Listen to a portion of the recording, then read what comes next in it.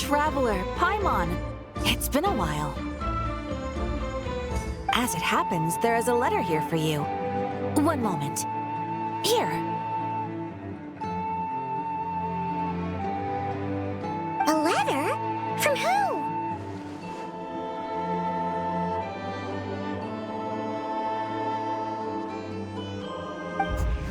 Dear Diary, I'm Kale. I work as a trainee forest ranger under my master, Tainari. I'm also studying at the academia.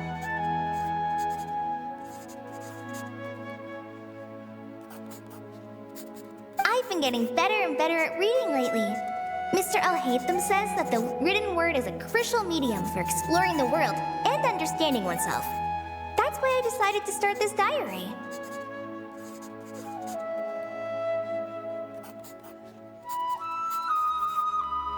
That said, what should I write about? Things are pretty quiet in Sumeru these days. Life is good. Every day is a fulfilling and happy one. When I think back to the days when I suffered from Elazar, or way back to when I was injected with God remains, I am in a much better place now. I hope it stays that way forever.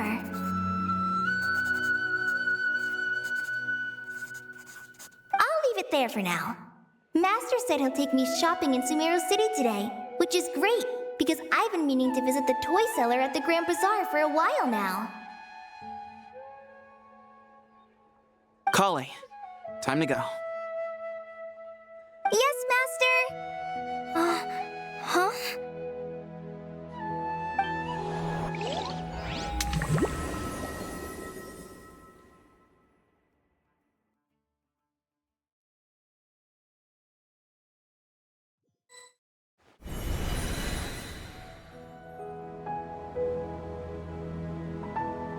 What's wrong, Kale?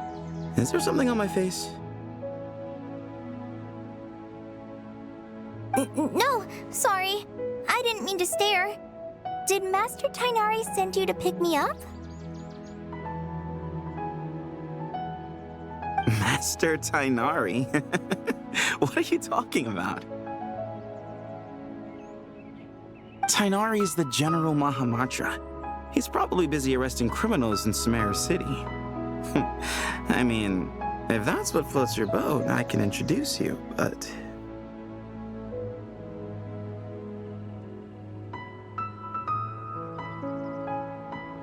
Wait, Master Tainari is the General Mahamatra? But what about Mr. Sino? Sorry? Oh, you mean that guy who just joined the Vahumana Darshan? Rumor has it he's the leader of the Temple of Silence. If that's true, it's pretty impressive. Sounds like you've been getting to know more and more people since you joined the academia. That's great, but don't let your forest ranger duties fall by the wayside, okay? What's going on? Sethos is acting like he's my master, and Master Tainari has taken over Mr. Sino's job. Is this some kind of prank?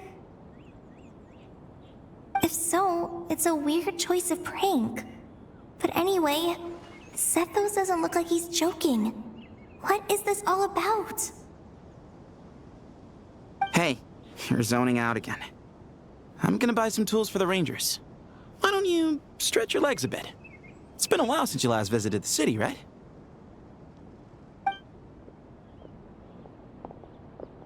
Wait! He's right. It has been a while since I last visited Sumeru City. Was it always like this? I mean, it feels familiar, yet somehow... something seems different. Is this really Sumeru City?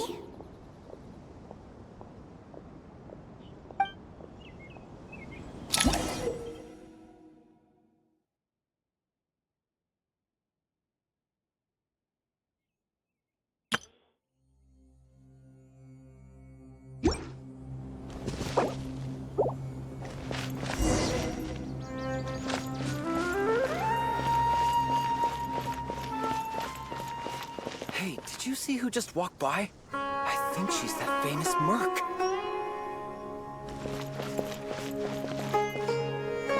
did you see who just walked by? Would you like some fruit? How will I ever save enough money to buy that custom-made axe with floral carvings from the blacksmith? How will I ever save enough money to buy that custom-made axe with floral carvings from the blacksmith? To use as a weapon, of course. As Hussein's secretary, I must ensure his safety. Don't underestimate me just because I'm a homemaker. I used to be a mercenary in the Corps of 30. Peace is precious, but you must always be prepared for the worst.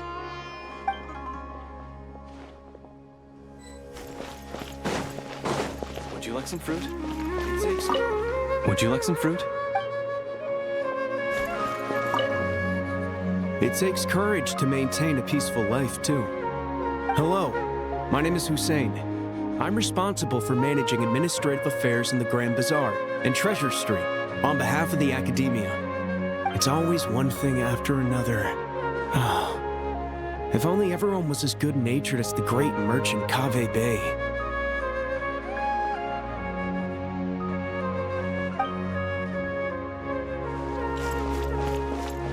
Hey, did you see who just walked by? Hey, did you see who just walked? Yeah, it's gotta be her. That red hair gives her away. The Flame Mane. They say she can take down a dozen tough guys with just one hand.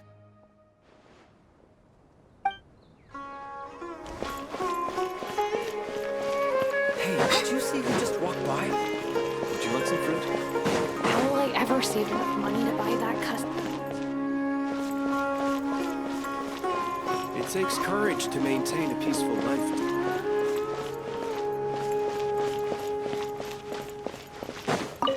When I grow up, I'm gonna join the Eremites and protect Sumeru City.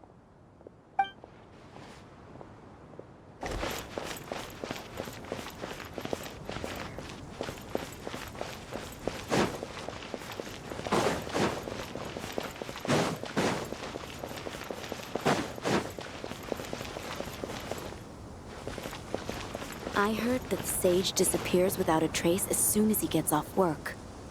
It's a little mysterious if you ask me. I heard that Sage disappears without a trace as soon as he gets off work. It's a little mysterious if you ask me.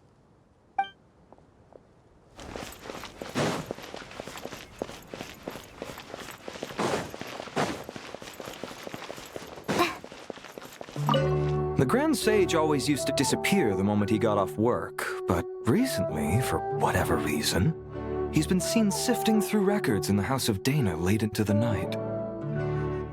We asked him if there was anything unusual going on, but he answered us with a question of his own. Don't you find it strange that someone with my personality would willingly accept the position of Sage?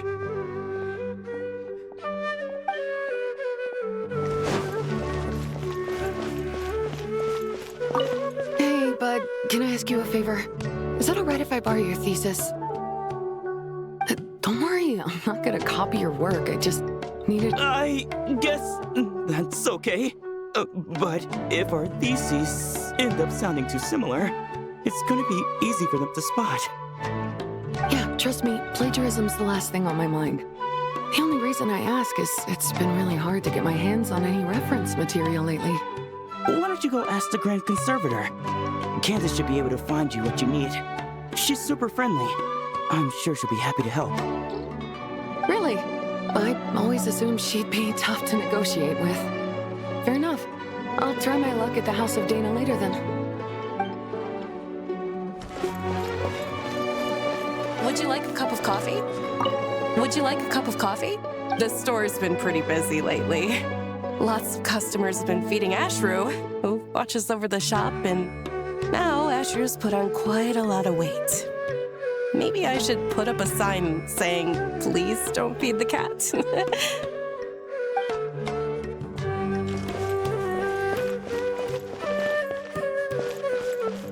are under so much pressure these days. Students are under so much pressure these days. Sometimes I just want to write their papers for them. Peculiar papers come to me for review every day. I really wish they were able to relax once in a while and not be constantly plagued by academic conundrums. It Doesn't do a person any good to spend too long down the rabbit hole.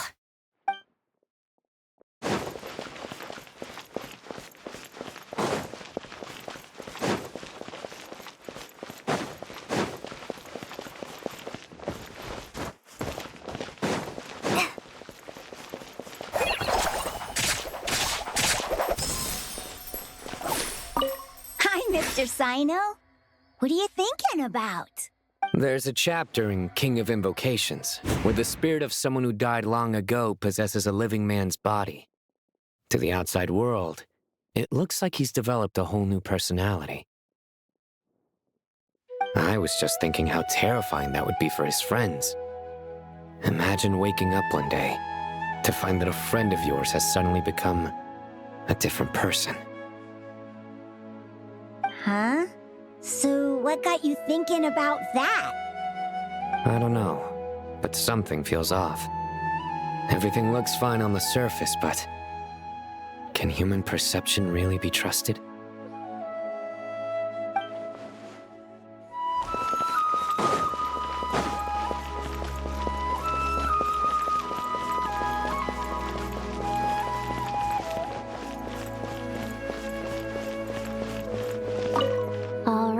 Not a single Mora short.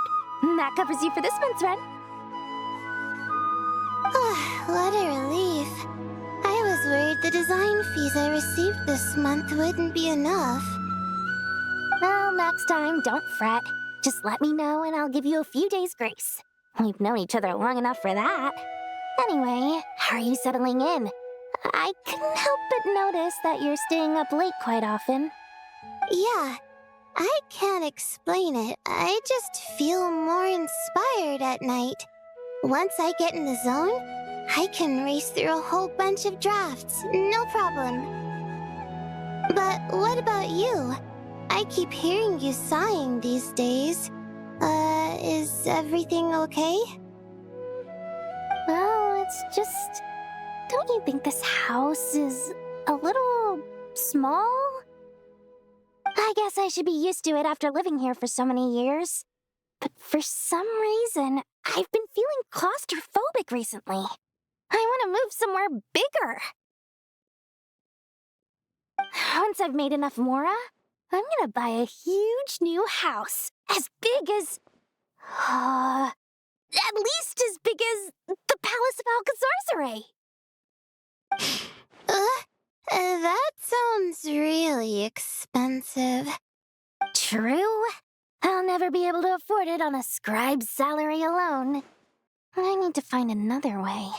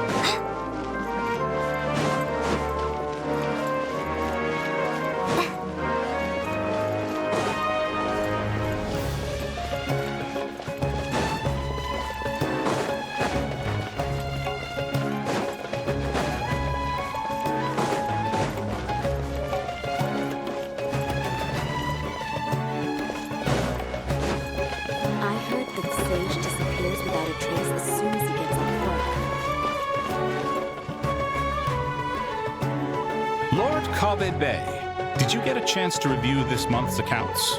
Any feedback? You mean the version you sent over a few days ago? Yeah, I took a look when I received it. I was thinking that maybe our profit margin is a little excessive. I visited some of our commercial partners last month. Their earnings are very slim.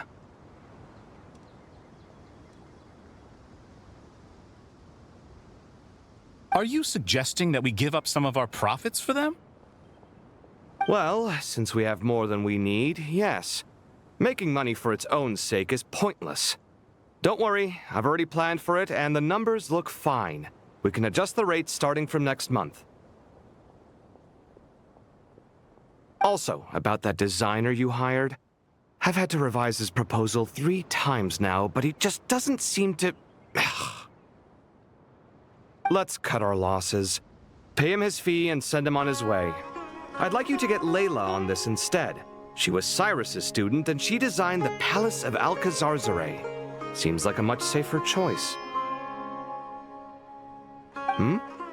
Who's sneaking around over there?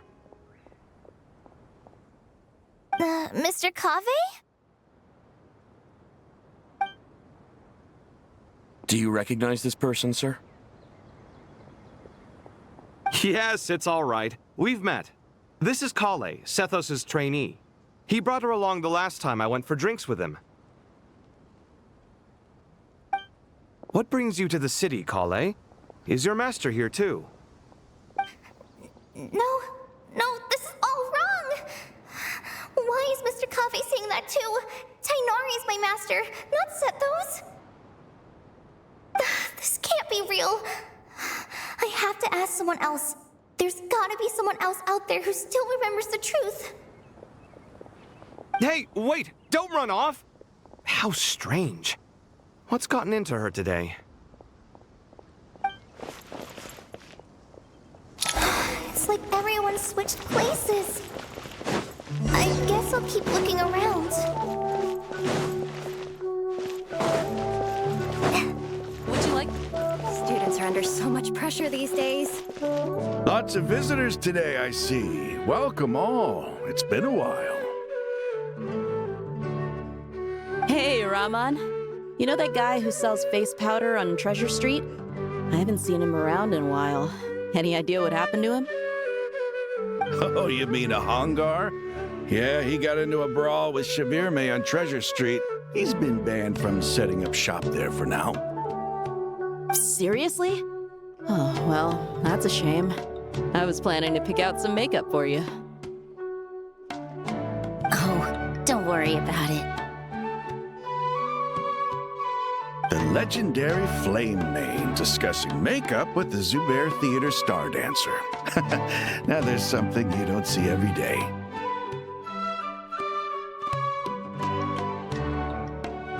Flame Mane?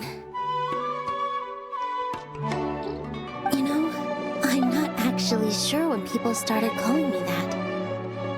Maybe the other Eremites thought I needed a fiercer title to scare people off? To be completely honest, I think the title would fit you better than me, Dia. You think? Can't say I've never imagined myself as a merc. If I ever give up the dancing, maybe I'll head to the desert and give the Eremite life a try. You would? Is that so strange? Oh, not at all. In fact, I've actually had similar thoughts before. If I ever get tired of sleeping out in the wild, I think I might go look for a job at the Zubair Theater.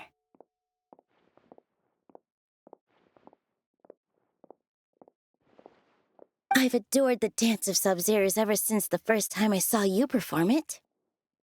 If the chance ever came up, I'd love to try it out on stage for myself.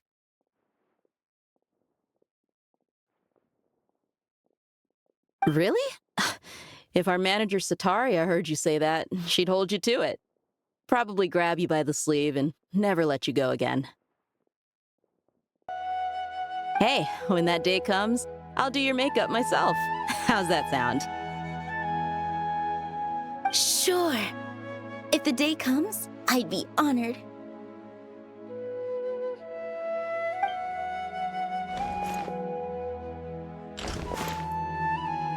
Everyone I know, everything I've ever known jumbled mess. The question is, who's right? Them or me? Oh, my head feels so heavy. I can't think straight.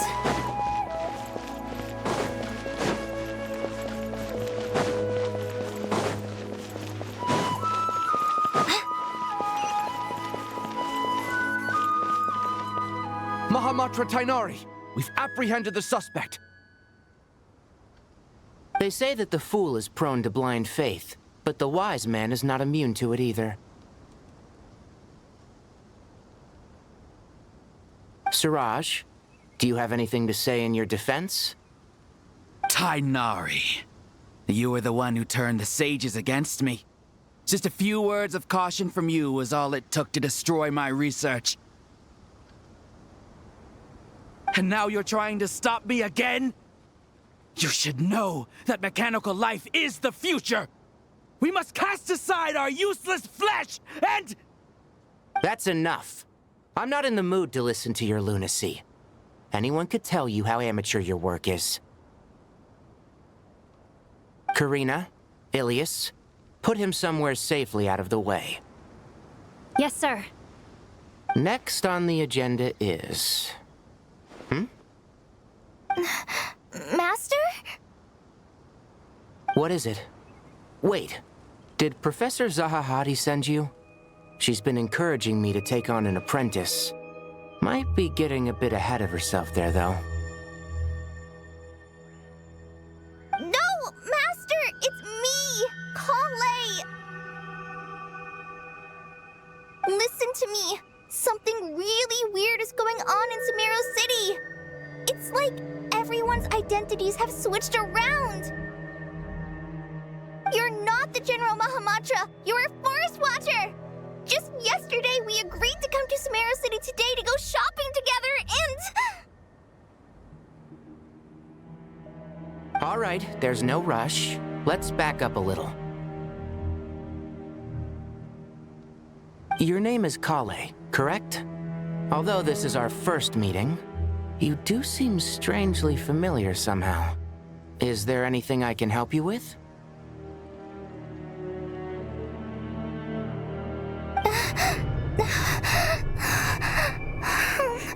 No.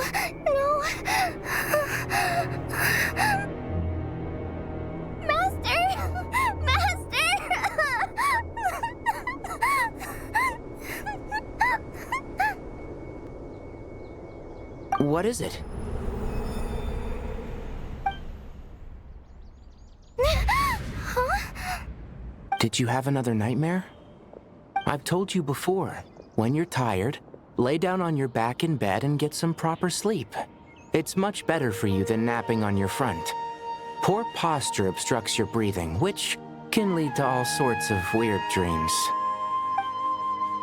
Now, we're supposed to go shopping in Sumeru City today, remember? Cheer up. I'll take you to Hushang's. I heard he's got some new toys in stock. Go wash your face, take some deep breaths, and when you're ready, we'll head out. Okay. Thanks, Master Tainari. So it was just a dream. And yet, dreams can sometimes be a warning of things that will soon come to pass. Who said that? That dream felt unusually real, didn't it? Here's my suggestion. Since you're heading into Sumeru City anyway, you may as well tell Lesser Lord Kusanali about everything that happened. And just to be on the safe side, I think you should also inform your 2 traveler friends who once helped save Sumeru. I'd write them a letter if I were you. Time is short. A storm is coming from beyond the bounds of fate.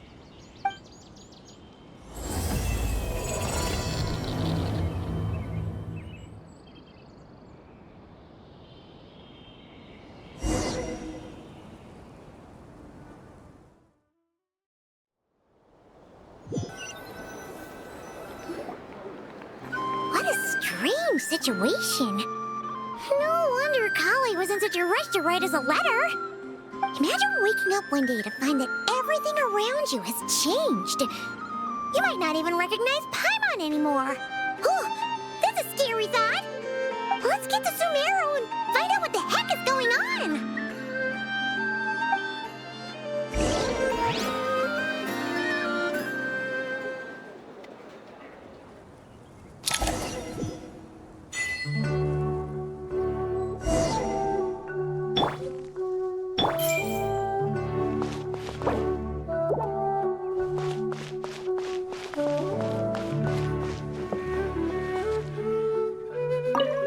Thank you, Sage Balladuri. You really didn't have to stay with us to the end. Don't mention it. I'm your teacher. It's my job to look after my students. Is Panya doing okay? I think so. She just left the city with her mother. This will be her first trip away from home. She's handling it much better than I imagined. As her father, it's quite a relief. I just hope they have a smooth trip. Pack up your things. It's time we got going too.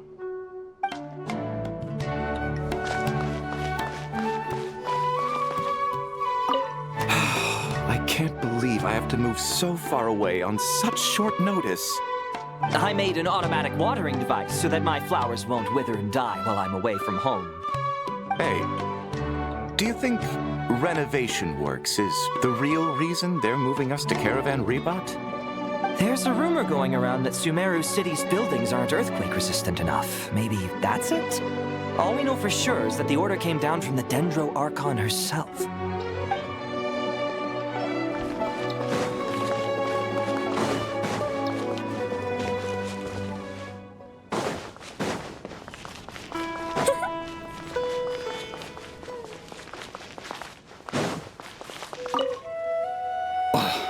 As if work and family aren't enough to deal with already.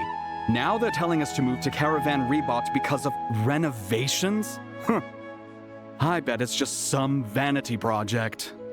I don't trust the Dendro Archon, nor any of the sages. Especially not that new Grand Sage, what's his name, Nephis?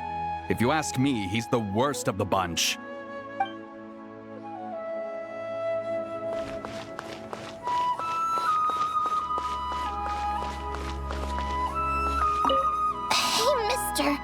Are you a robot? Shh! Look! He's pretending to be human! He definitely doesn't want anyone to find out he's a robot. I am a robot. I was designed to infiltrate the human world undetected. My mission is to find an opportunity to destroy humanity. I knew it! It's just like in the picture books. What do we do? We're the only ones who know his secret, right? Surely he won't silence us for good. You have discovered my secret. Now I must take you as my prisoners. I will tickle your feet until you join the robot army. Don't be afraid. I'll protect you. Take this, robot! Ow! Stop! Stop! I was just kidding. I'm human. I'm human!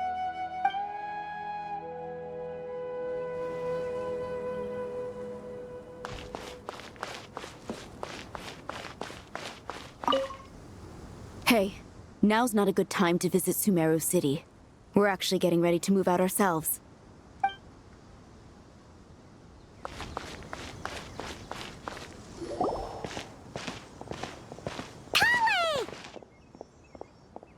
Traveler! Paimon!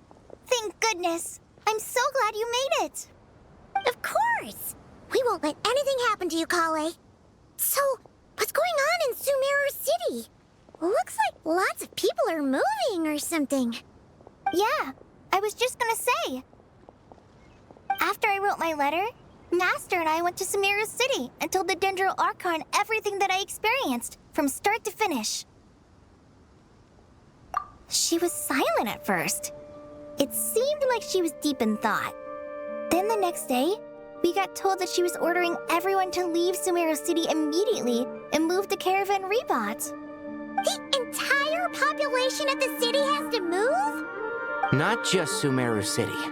The evacuation also includes Lokapala Jungle, Avidia Forest, Ashavan Realm, and Ardravi Valley. Basically, everyone living in the rainforest must temporarily relocate to Caravan Rebot. Holy smokes! It's crazy! Yes, it's quite an operation. Even if people only bring the bare essentials, the scale is simply enormous. They've requisitioned almost all the Sumpter Beasts in Sumeru for the task, including the entirety of Dory's Sumpter Beast Park.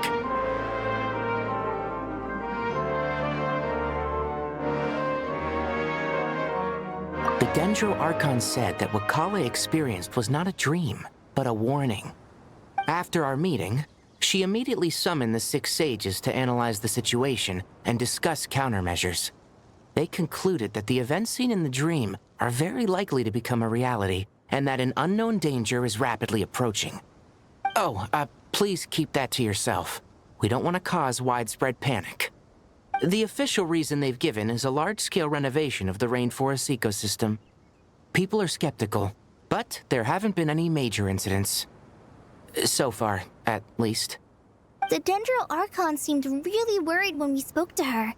She said you can go visit her in the Sanctuary of Surasthana when you arrive. She also said she'd hold out until the very end. Tainari? Kale? You got a minute? I need a hand here. One moment, I'll be right there. As a forest watcher, I've been tasked with assisting with the relocation work. There's a lot to be done, and they need all the help they can get. This will be the final group of evacuees from Sumeru City. While they're away from home, they'll be heavily reliant on outside help. Thank you for coming in our time of need. As you can see, another crisis is upon us. Excuse me, sorry to trouble you, but could you help an old man find his medicine? It's buried somewhere in my luggage. Where's my mom? Where did she go?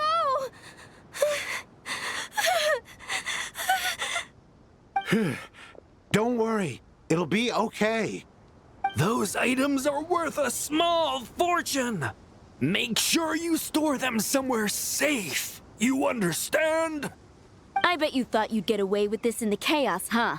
Guess again. No petty thief gets past me.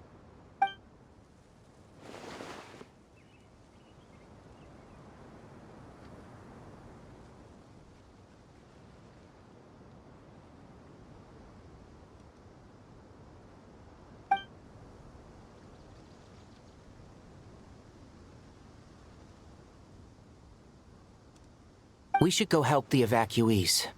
See you around. I'm so glad that you believed me and came all this way to help. It means a lot.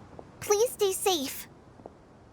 Don't worry. We may not know exactly what's going on yet, but as long as we stick together, we'll find a way through this. Goodbye! Look after yourselves! Will do. See ya!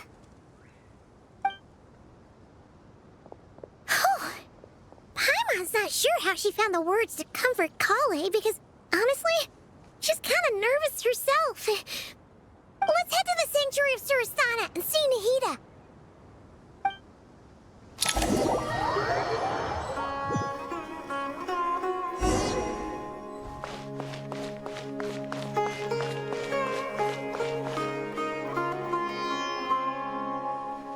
Who goes there? No unauthorized access to this place. By order of Mahamatra Sino. Are you blind? It's the Traveler and Paimon. Surely you've seen them before. Huh? Oh, so it is. I'm sorry, I haven't been sleeping well lately. My nerves are a little frayed.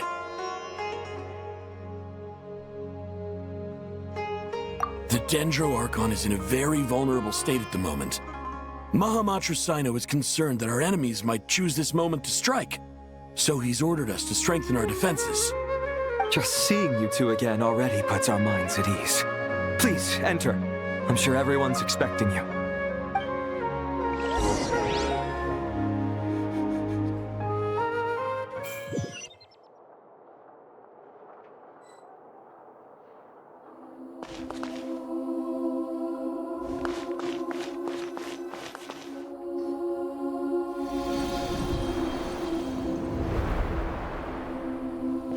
Traveler, Paimon, you made it. Aha! Perfect timing. Reliable helpers like you are just what we need right now. Oh, it's good to see everyone again.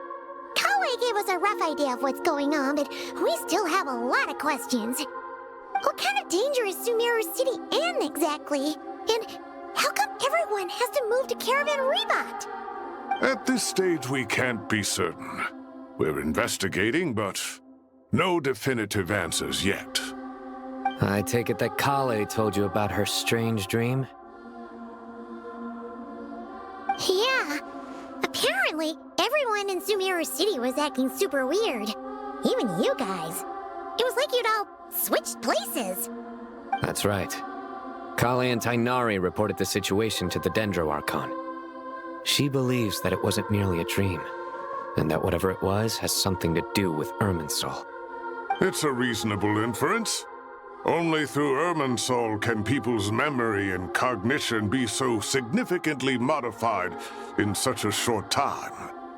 We don't know why Kale would dream of these things, nor who was trying to warn her. The Dendro Archon decided to connect to Irminsul to investigate more thoroughly.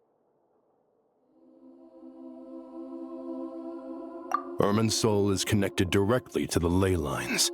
The tree serves as a central hub where the ley lines converge, and its core function is to record and store the world's knowledge and memories.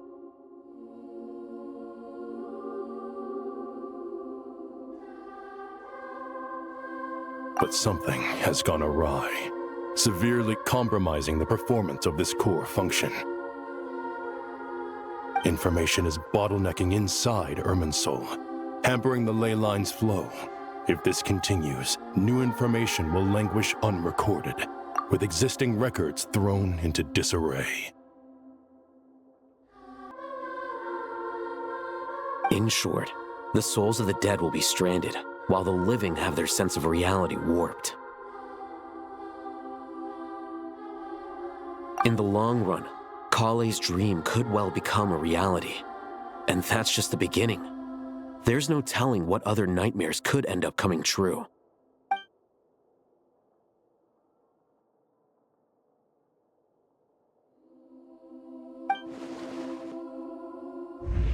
I have come this far to use my death to open the gates of the ley lines to my people.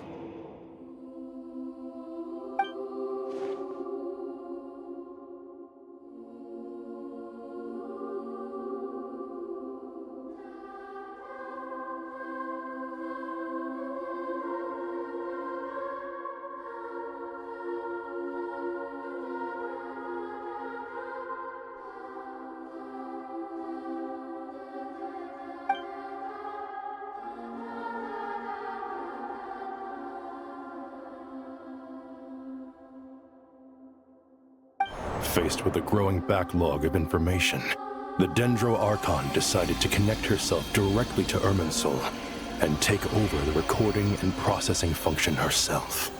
But it is an almost impossible task. Individual brains aren't equipped to deal with the sheer volume of knowledge and memories involved. All that information flooding in at once would instantly fry any human mind. And for a god, even for a god, the suffering must be unimaginable. The Dendro Archon's power originates from Irminsul.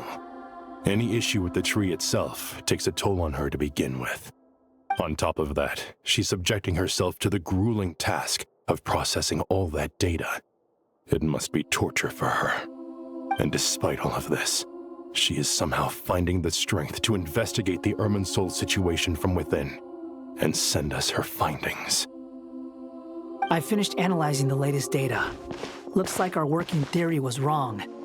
There's no signs of Irminsul having been attacked from the outside. So it's internal then? Some sort of disease, perhaps? No. I've spent half my life studying the ley lines. If Irminsul malfunctioned this easily, the world would have met its end long ago.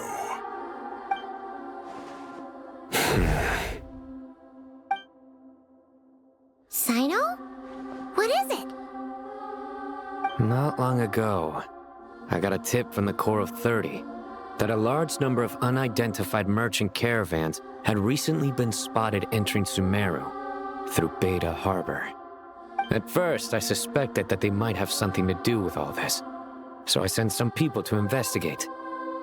But if Irminsul wasn't attacked from the outside... Don't you think there are more important things to worry about right now than guessing who's behind all this? It's been over 12 hours with no new intel. If even the Keeper of Irminsul is this badly affected, you can imagine how bad things are in there.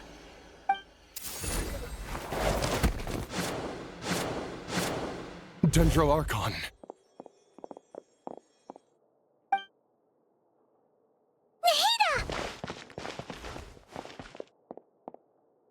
What's wrong? Her breathing is weak, and her elemental energy levels are dangerously low. Looks like it's time to move to the backup plan. What's the backup plan? Get out of the city and take the Dendro Archon with us. The entrance to Irminsul is directly beneath the sanctuary of Surasthana. That means this is ground zero if anything goes wrong. The Dendro Archon has a very strong connection to Irminsul. But theoretically, this connection should grow weaker with distance. Under normal circumstances, she can unleash her full power here. But with Irminsul out of control, our first priority is to get her away from here. The situation is critical. There's no time to deliberate. Everyone in agreement? I'll deal with it. I'll also let the Matra and the Core of 30 know to start evacuating.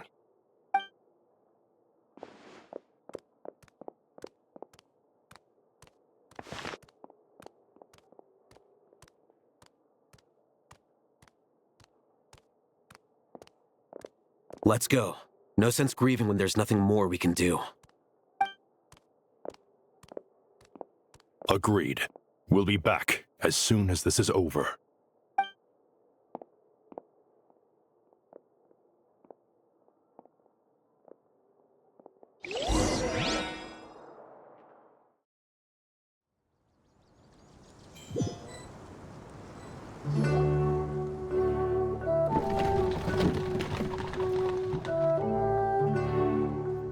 The last group of civilians has been safely evacuated.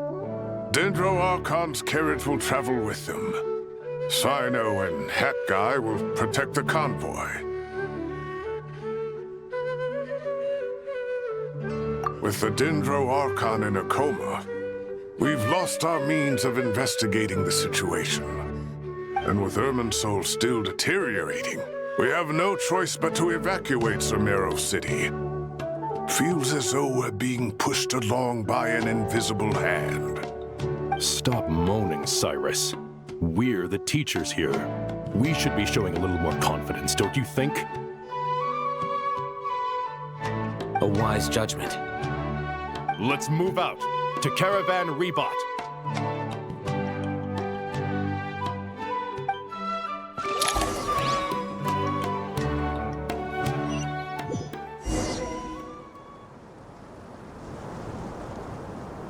Sir, all units are in position. Good. Everything is going to plan. Interfering with Sumeru City is a necessary step, so do not hesitate. The Irminsul situation will not harm you.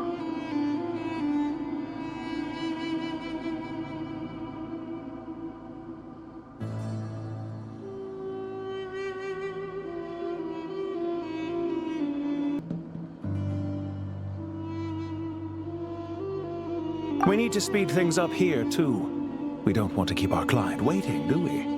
No, sir. You have my word. Everything will be completed on schedule.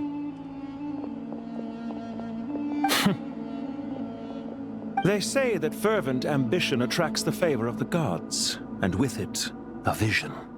But we appear to be the exception. So, is our ambition not strong enough?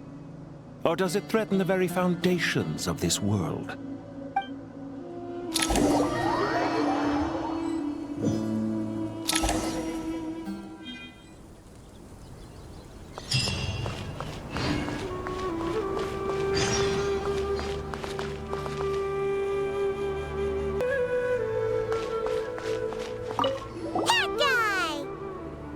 What? Nothing. You just look like you were lost in thought there. Do you have any ideas about what's going on? From what I know about Irminsul, the system doesn't break down that easily. I don't have the faintest idea who could have done this. Actually, one name did cross my mind. But... he's already dead.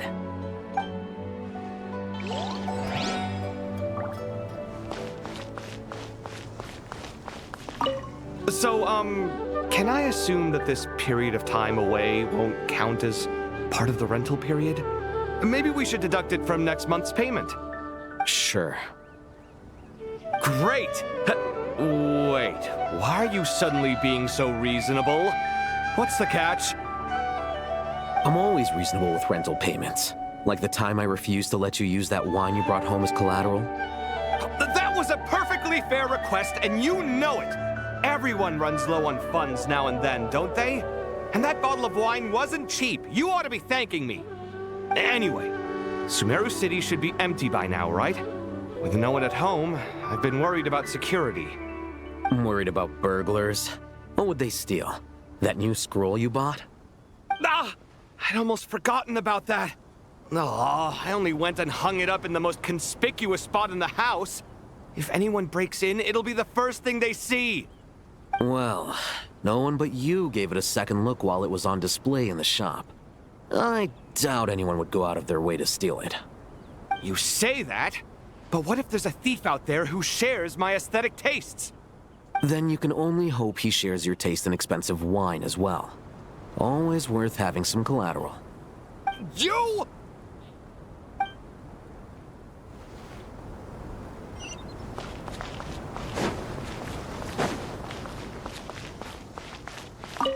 Keep your eyes peeled.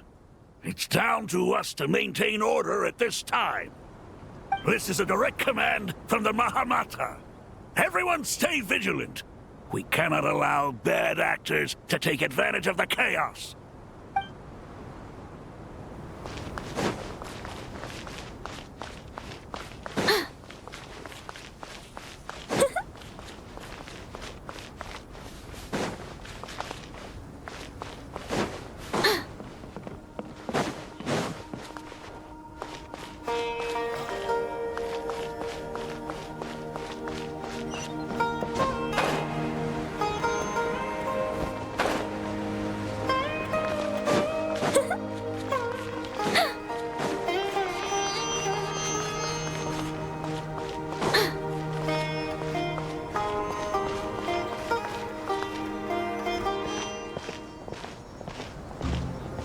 How is the Dendro Archon? Her breathing is steady. I prepared some therapeutic incense for her, but it hasn't had much effect. Her vitals are still very weak. Based on the information you've provided, I have a working hypothesis.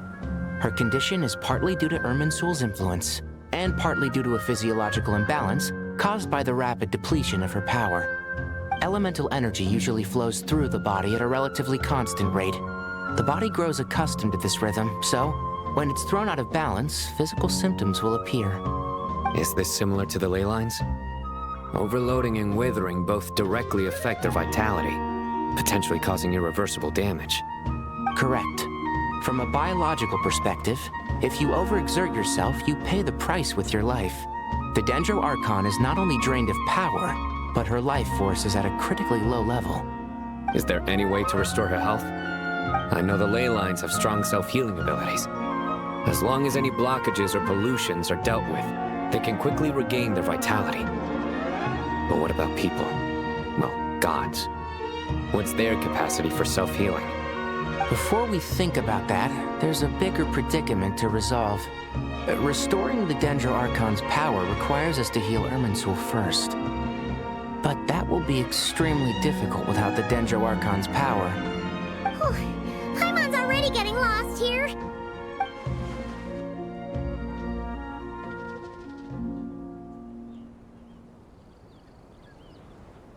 Master Tighnari and Cyno look so serious. I've not heard Master speak in this tone for a long time. Tighnari.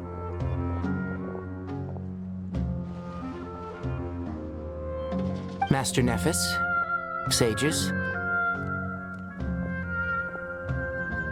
Tainari, haven't seen you in ages. Have you gotten taller? Or did your ears get longer? Hopefully the former, Uncle Baladuri. Sino, where's Professor Cyrus? I thought he'd be with you. He went out into the wild to investigate the situation. He said that the Irminsul anomaly will likely start to affect the real world soon. He shouldn't be trotting around alone at his age. Which way did he go? I'll look for him later. Would someone mind introducing us? Ah yes, of course. Allow me to do the honors. I'm sure we're all familiar with the Traveler and Paimon. They're the heroes who helped foil Azar's conspiracy and save Sumeru. These gentlemen and I are the 6 current sages of the Academia. Balduri and I are part of the Old Guard, while the other 4 took office after Azar and his clique fell from power. We have Sage Elkindi of the Spantamad Darshan, Sage Farnas of Kasharawal, Rataoist Sage Shakir, and finally Harabatak Sage Rusht. Nice to meet you all! I've heard much about you. Delighted to finally meet you in person. You're younger than I imagined for someone with the power to stand up to fate itself. Thank you for lending your aid to Sumeru once more. Once we're on the other side of this, could we get a photo together? My daughter has a friend named Isak. He's always talking about you two. Of course! No true hero would deny a child their wish. Back to business. So with the Dendro Archon currently in a coma, the people have taken temporary refuge at Caravan Rebat, but they cannot stay here forever. We need to come up with a plan as soon as possible. Fernas, any thoughts? Well, firstly, having reviewed the data, I'm inclined to agree with your assessment. This doesn't look like an attack on Irminsul from the outside. Rather, it resembles a malfunctioning machine. Calculations going haywire and sparks flying.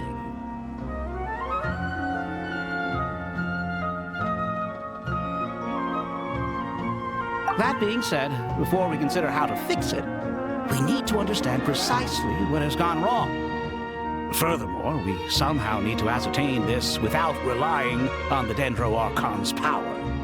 We have no direct access to Irminsul.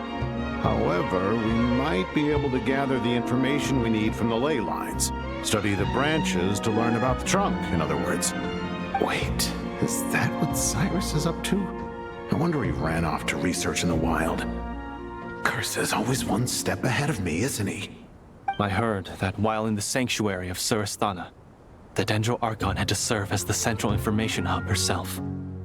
This is a clear sign the situation within Irminsul might be far worse than we can imagine. Irminsul is vital, not just to the safety of Sumeru, but to all of Teyvat. We must be the ones to bear responsibility for this world. To be on the safe side, I think we need to consider some backup plans. Are you saying we should consider a scenario in which Irminsul is completely destroyed? I'm merely pointing out that the possibility exists. You have a valid point.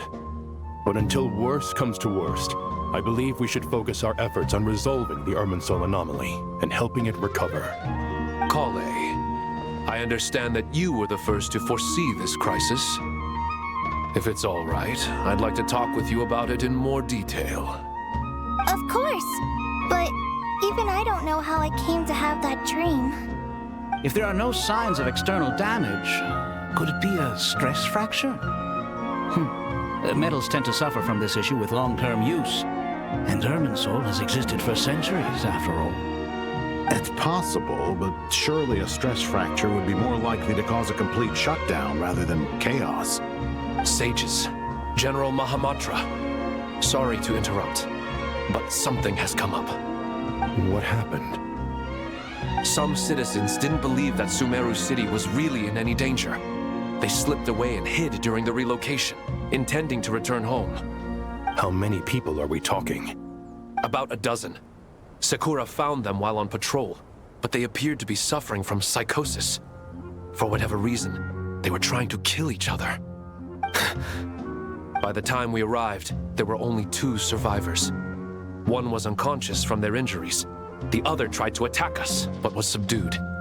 Where did this happen? Near Yasna Monument. That's not far from Caravan Rebot. Master. I know. The Irminsul anomaly is beginning to have effects in the world.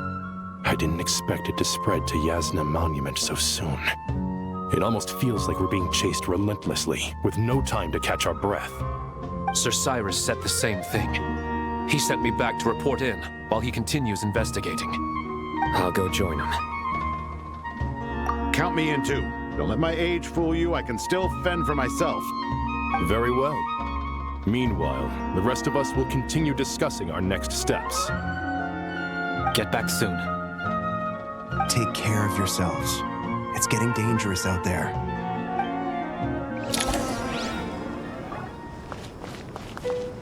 I thought we'd be safer once we got to Caravan Rebot.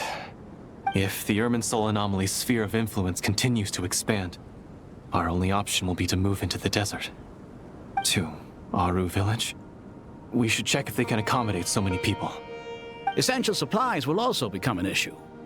We were only able to relocate here so quickly because Caravan Rebot is well stocked.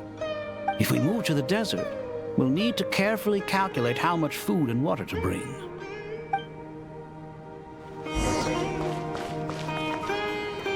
Don't be nervous, Kale. I just wanted to ask, have you ever had similar dreams to this one before? Similar how? Dreams so vivid, they seem real. Filled with strange or dangerous things that you cannot explain. Let me think. There was one time, I don't remember it very clearly, but I saw fire. Fire? Yeah. I wish I could give you more details, but all I remember is fire everywhere. From the sky to the ground, everything was burning. The heat was unbearable, and ashes were blowing in the wind. I doubt this dream was a mere coincidence. Perhaps it was some kind of prophecy? And yet, you've never studied astrology. I'm at a loss to explain it.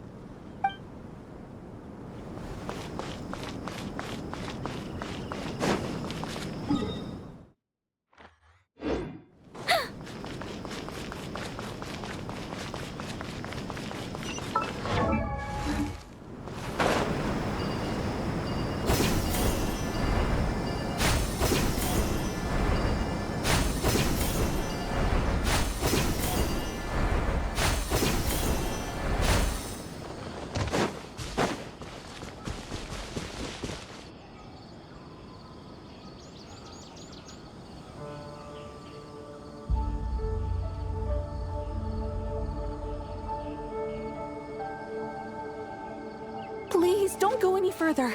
As you get closer to Sumeru City, there's no knowing what dangers you might encounter. So this is our mentally disturbed man? I'm going to gut you all!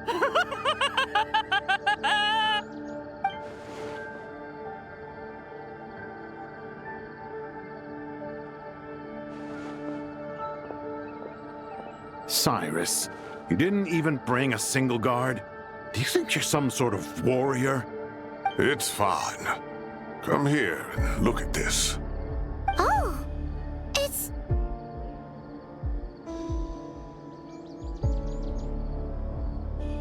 That's right. Flowers that bloom from openings in the ley lines, indicating some sort of anomaly.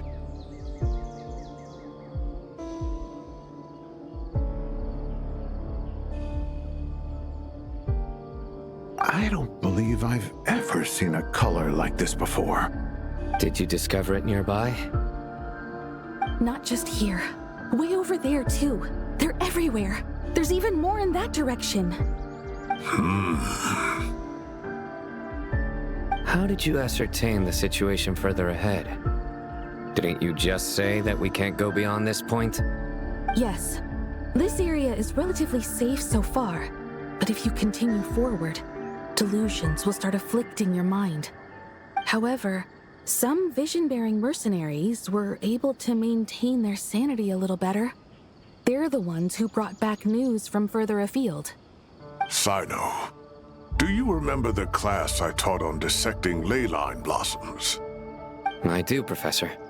I received full marks in that course. Good. After all these years, it's time to put that knowledge into practice. There must be anomalous information hidden within these blossoms. Alkindi, I'll need your help as well. Been a while since we worked on a project together, hasn't it? Sure has. Well, what are we waiting for? Let's get to work. Anything we can do to help?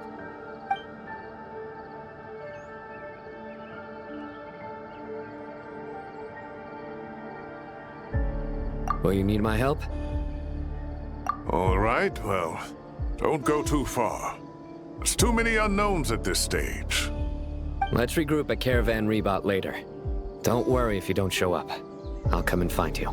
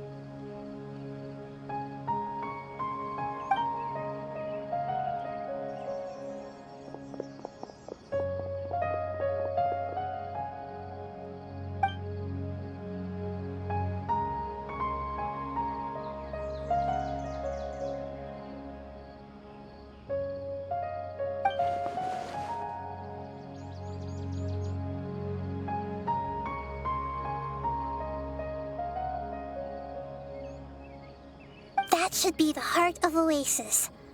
All we need to do is light it with the fire seed, and it'll restore a pep with elemental power.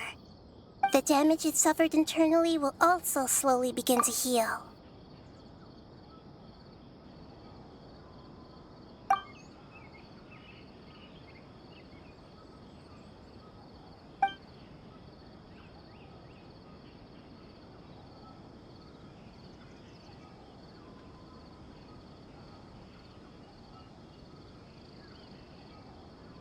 What is it? You thought of something? Really? Then let's get back and tell the others!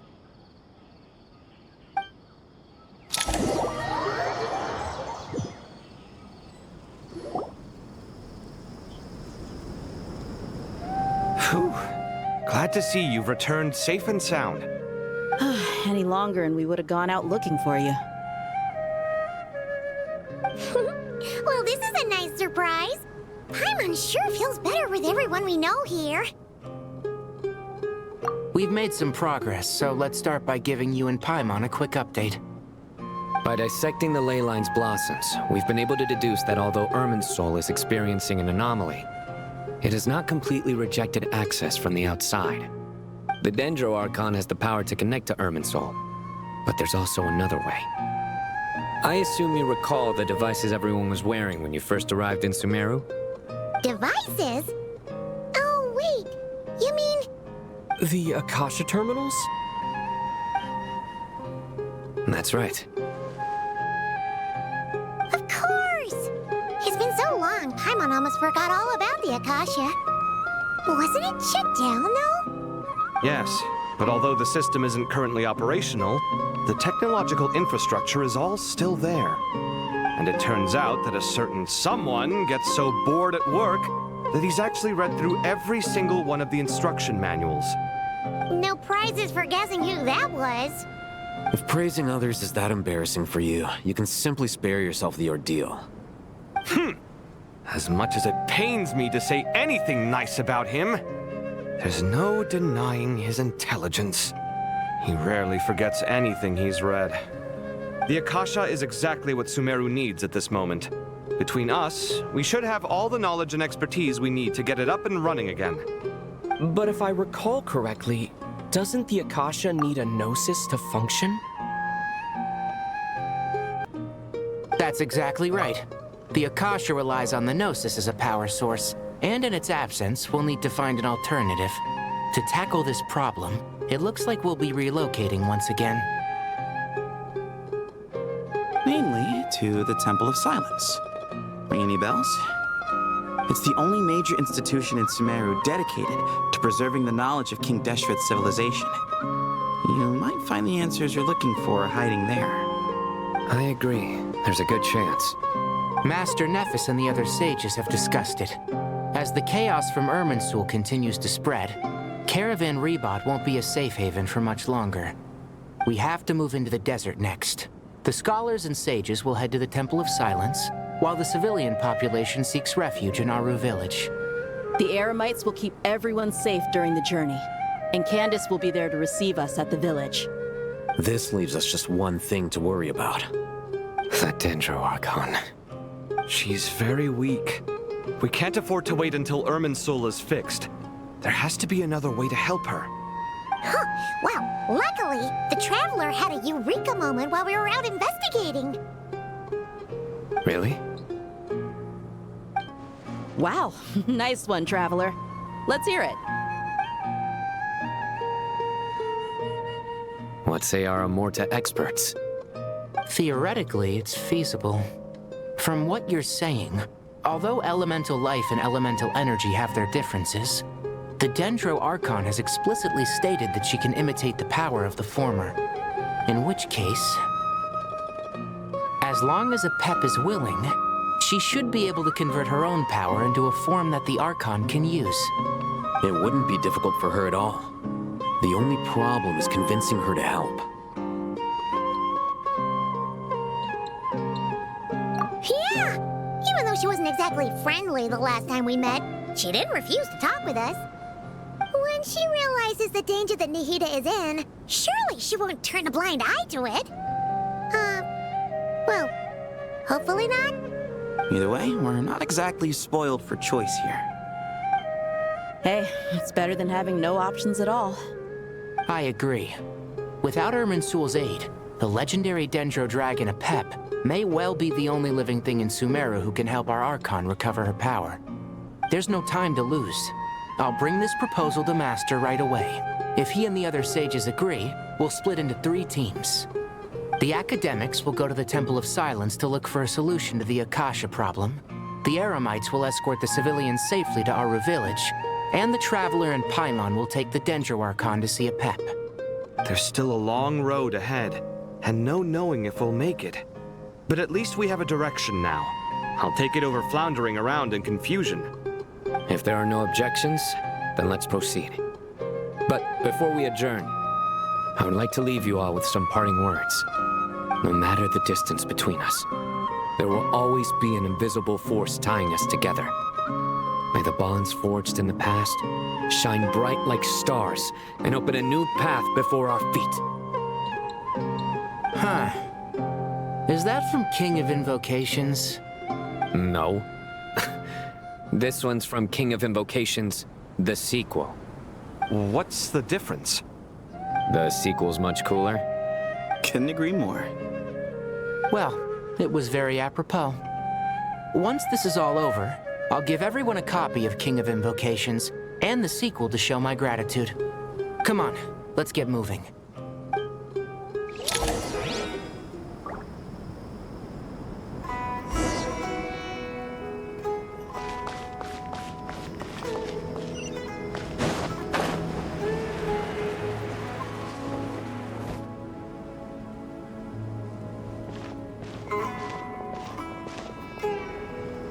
Tighnari has brought me up to speed. I approve of your plan of action, but we can't proceed with everything right away. The people need to rest. For many of them, this will be their first time in the desert, so we'll need to find additional personnel to help escort them. You two, please go on ahead with the Dendro Archon. Let's rendezvous at the Temple of Silence later. No problem. We got this. Words can't express my gratitude, so let me just say, I hope everything goes smoothly for all of us. Goodbye for now. Alright, let's get going. If Paimon remembers correctly, the last time we saw a Pep was in... Traveler, Paimon. Could I borrow you guys for a moment? It'll only take a second. Kale, what's the matter? Well, the thing is, Master Tighnari once told me, after you raise a problem, you should think about how to resolve it. But ever since I had that dream, I feel like I haven't been of any help at all. I tried my best to keep up with the conversation, but there was so much new information, I couldn't take it all in. So, I just wanted to ask, do you have any tips for me there? Paimon knows exactly how you feel. But fear not, everything you need to know is right here in Paimon's notes. Sumeru chapter! It's got tons of info about all the things we've seen and heard on our adventures. Some parts are a little simplified, but hopefully it all makes sense. You see? Being the greatest guide in Tibet isn't just a fancy title. It takes a lot of hard work. Paimon doesn't always understand the things you're talking about with other people. Whenever that happens, she notes down the confusing parts and goes over them in her own time. This is perfect. Could I borrow it? Sure. Matter of fact, you can keep it if you want. Paimon has another copy. The spare copy was originally meant for the Traveler. Paimon used to worry that one day he might not need a guide anymore, so she wanted to have a gift for him, in case we ever parted ways. But it doesn't seem so necessary nowadays. We have so many more places to see together. One copy will be enough for both of us. Thank you so much. But still, these are your treasured memories. I think I'll make my own copy and then return the original to you. Anyway, that was all. I won't keep you any longer. Have a safe trip. See you again soon. See ya! Alright, time to bring the Hida to see a Pep. Let's hope that old grouch is in a negotiating mood. Hey?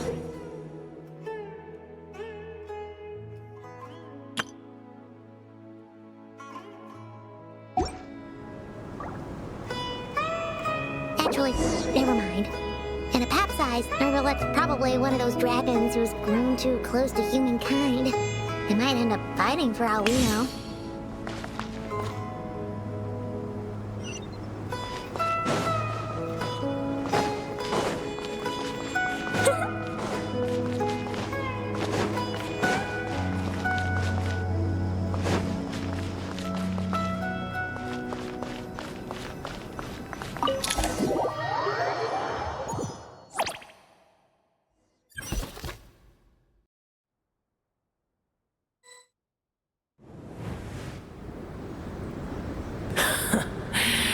I had a feeling your kind might come calling.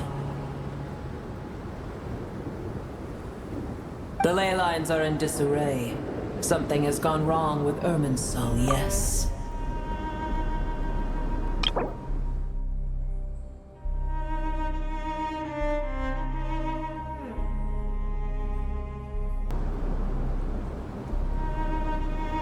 Even from a great distance away, I can sense that Sumeru is headed for destruction. You who took our home from us, prepare to watch as your own world is plunged into oblivion. Oh, how the cycle of history comes to a poetic conclusion. This isn't a joke, Apep! The Hida's in grave danger! Can you please help her? Is she now? Then do explain. For what reason should I lend Boor my assistance? Apep, if you truly despise gods and humans so much, well, after the great humiliation of being helped by a god in the past, shouldn't you be jumping at this chance to balance the scales? Now that is a compelling reason.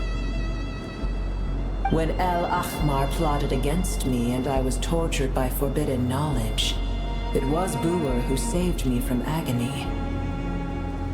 And though I regard with shame the pity of my enemies, to receive aid without repaying it would likewise tarnish a dragon's dignity. Oh, tiny Booer, puny humans. Just this once I shall deign to show you the true power of dragonkind. Whoa! It's happening again! We're gonna get sucked in!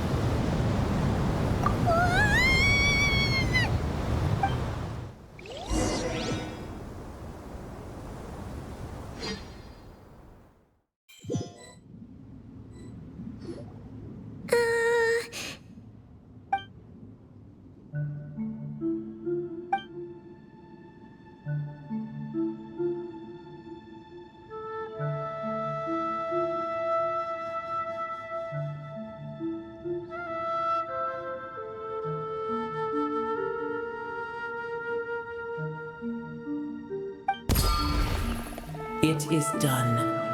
The heart of Oasis is supplying her with life force as we speak. It shall not be long before she recovers. But I should warn you. Booer's existence is closely intertwined with Irminsul. Unless the issues plaguing it are resolved, she will never completely recover her former strength.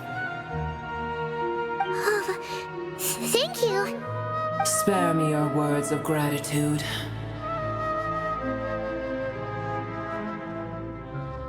You may also spare me your feigned concern.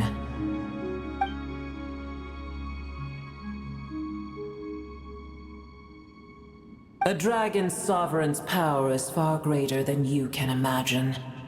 While I was indeed weakened when the heart of Oasis ran dry, providing Tiny Booer with a morsel of my life force shall have little consequence for me. Oh, good to hear.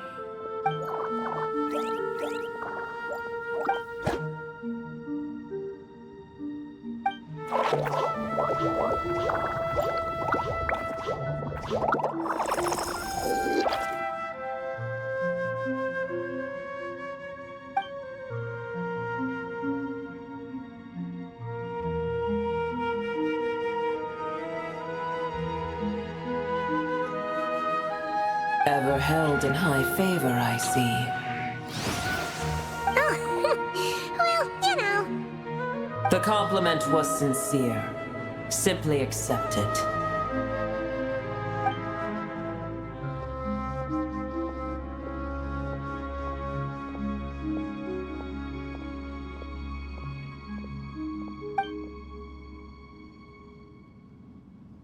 I did once.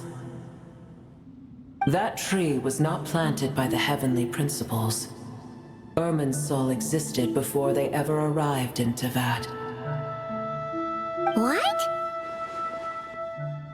There was a time when it belonged to Teyvat, to dragonkind. Its appearance and function then differed greatly from today. The ley lines flowed with an abundance of a familiar, primitive form of elemental energy. You may know it as the power of the Light Realm.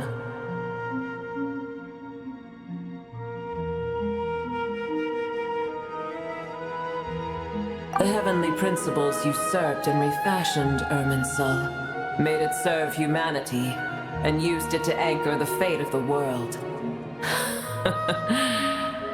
Yet in the end, humanity has failed to protect it. Heavenly principles, God of gods. It makes me sick. The enmity between your kind and mine can never be bridged. As things stand today, holding a grudge against you would serve no purpose. But there will come a day when we reclaim this world for ourselves. The opportunity will arise no matter how long we must wait. I can already sense that far away from here, the Hydro Dragon has wrested his authority from the hands of the usurpers. Though we have yet to meet, I know that we are both preparing for our revenge day and night. Uh-huh.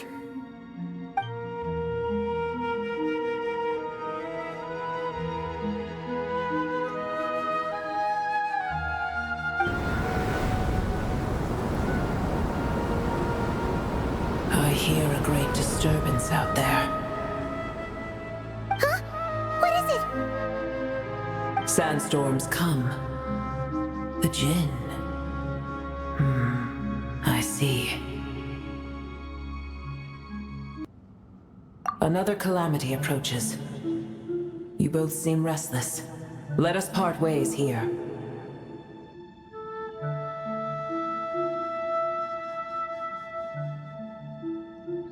Booer is safe with me. Once she has recovered, I shall return her to your side.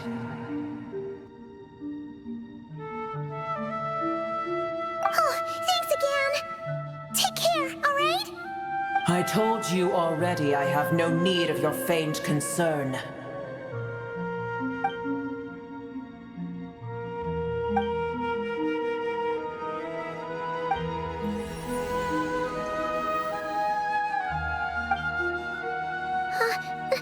Mahita, you're awake. Are you okay? Cease your interrogation. Yes, she awoke for a brief moment, but she has now lost consciousness again. Take it. We shall talk more at another time.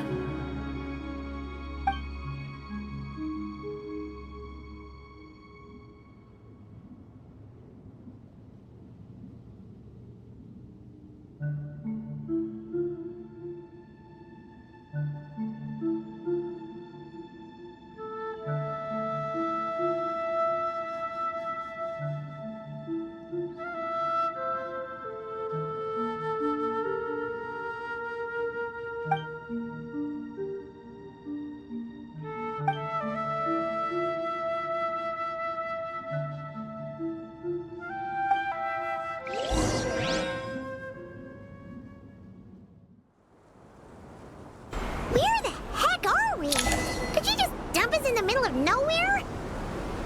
Wait. No. Paimon remembers now. The Temple of Silence is over that way. Come on, let's go find the others.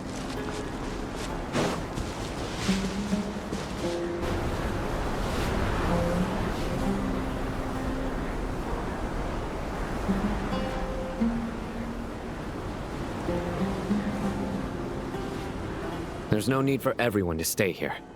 I'll protect the sages. The rest of you, return to Aru village. Yes, Mahamatra Sino.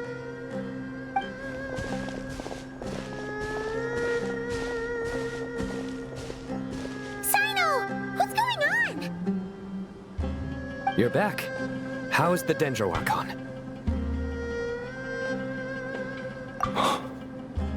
What a relief.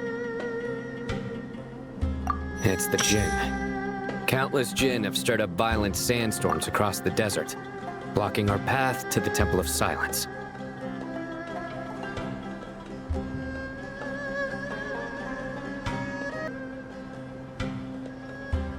Tainari and Kale have returned to Aru village to help. The Jinn are being highly aggressive, so both the village and the merchant caravans require protection.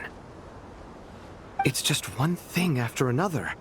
Where did all of them come from anyway? In all my trips to the desert, I've never seen anything like this before. As I see it, the only possible candidate is Gurabad. Gurabad? Baladuri could explain in more detail if he were here. All I know is a rumor I've heard about from previous trips to the desert. Supposedly, a great number of dormant Jinn lie sealed beneath that city.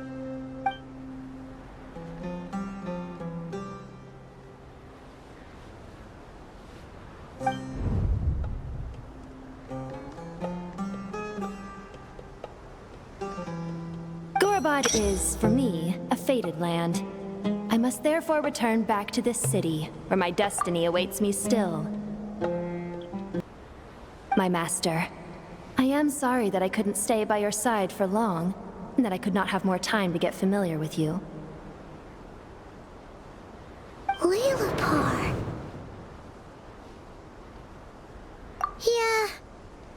once said goodbye to a friend there. Well, maybe not a friend exactly, but someone we met on the road anyway. She was a strange bottle.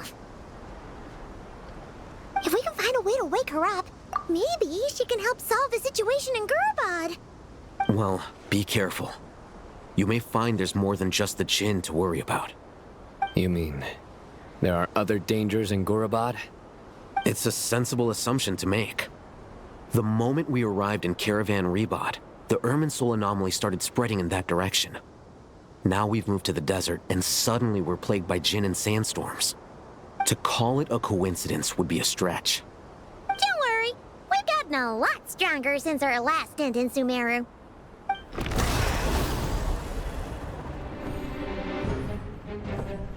Ah! When did they show up? It appears the monsters native to the desert have been stirred by the Jinn's activity.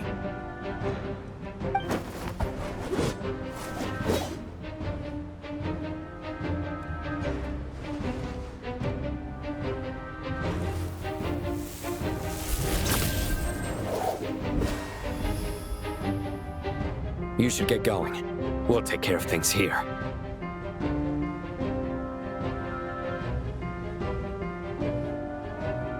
You too. Don't do anything too risky. You got it?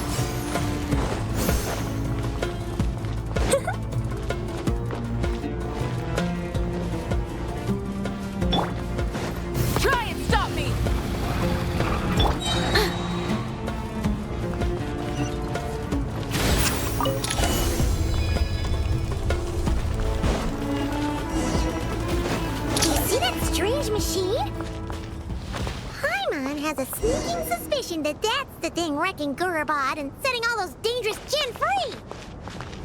The target has reached the core zone! Requesting backup! Repeat, requesting backup!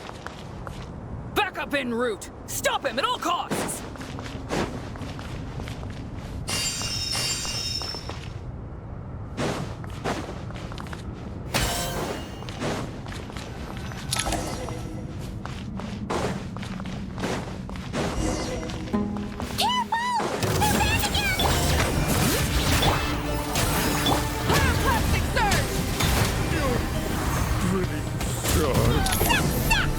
Nice one, Traveler!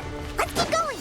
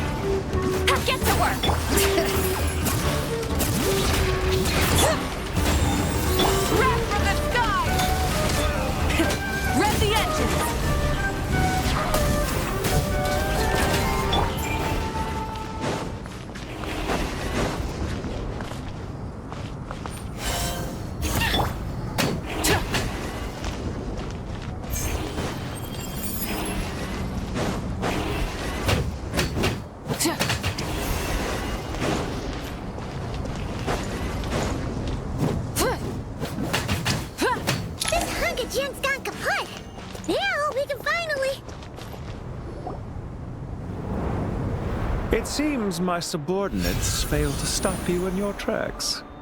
Apologies, sir. There is no need to apologize.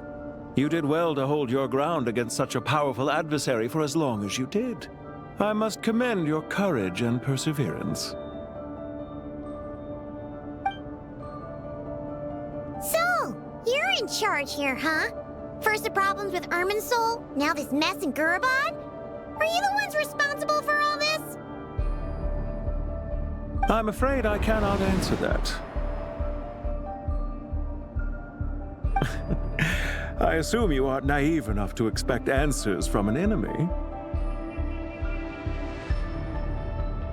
Oh, this guy is so snooty! However you want to spin it, you're clearly involved in this somehow. So you can either start talking, or we'll have to make you talk.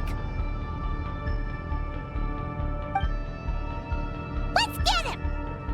Traveler? What's wrong?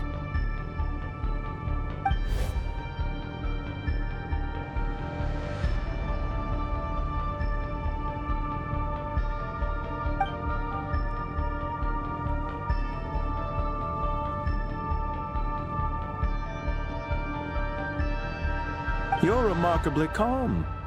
Some would act more rashly upon finding the ringleader all alone. But you keep your cool. Even as your enemy, I must applaud you. Did you show yourself just to say that? Is this you trying to take back control of the conversation? Unfortunately, I really don't have anything to say to you. I am here merely to indulge my own curiosity. Your names are well known among the Fatui. Naturally, I wanted to observe you up close while I had the chance. Hey! Don't treat us like we're some kind of exotic animals in a zoo! Oh, I wouldn't dream of it.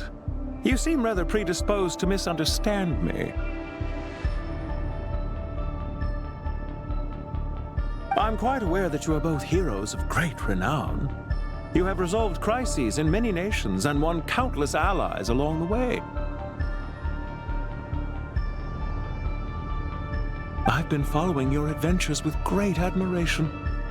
My only regret is that the trajectory of your journey conflicts with our goals.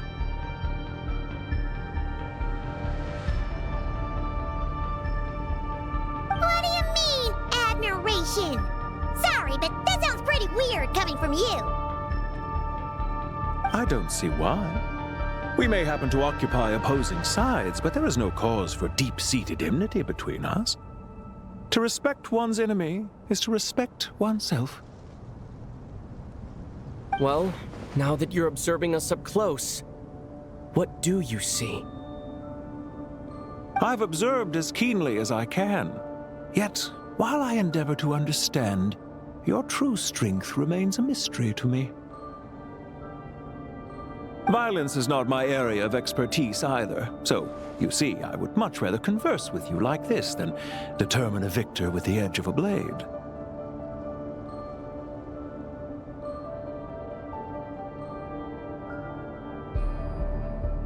Besides, I've heard that even 3 moons in the sky fail to eclipse your brilliance. I know better than to bite off more than I can chew. 3 moons? So you have a connection with the Harbinger, the Doctor.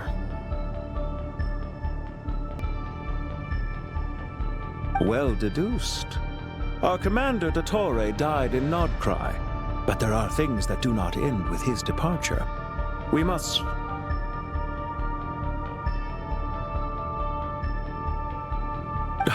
Look at me. I almost divulged more than I should have. What are you after? Revenge for Dottore? Or are you plotting something else? I've said quite enough, I believe. There's no point in continuing this conversation, except to say, I've noticed that you seem to know your way around here quite well. A repeated visitor to Gurabad, are we? Ugh. I'll take that as a yes. Then I'm sure you'll have heard the story of this place. The mother of the Jinn, Lilupar, and the tragic tale of her vengeance that spanned 3 generations.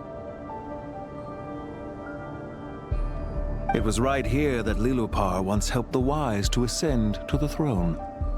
But from that moment on, every king who sat upon it was corrupted by power.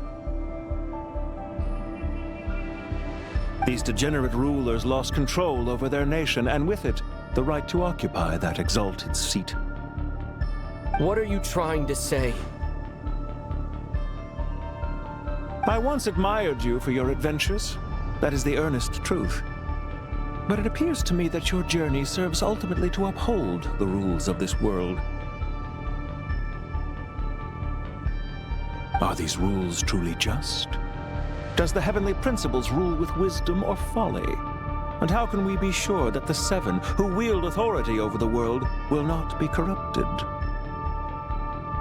Do you seriously think you're gonna convince us of anything? Convince you?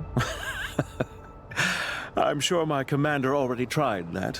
Why would I waste my breath doing the same? If a few words from a stranger were enough to make someone completely change their stance, it would only prove that they never had a firm will to begin with. I am merely stating my position, so that we might understand each other better. One's enemy in the present may not necessarily be an enemy for life. As for what game I'm playing here, I'm simply buying some time. But now I must bid you farewell. It was a wise decision not to attack me immediately. Since you did not fall for my ambush, I will now have to ask those in hiding to reveal themselves. Leave this to us, sir. Very well. I trust you to do what is necessary. Stall him while I execute the next step of the plan. Sumeru City, Irminsul.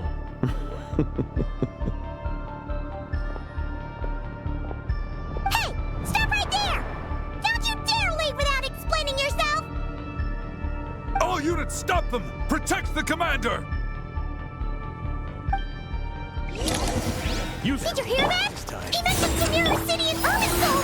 He definitely knows something! He can't let him get away! Get rid of these pesky soldiers, quick! Rear guard to the front! Don't let them through! Get that thing in position! Hold on! Just a little longer!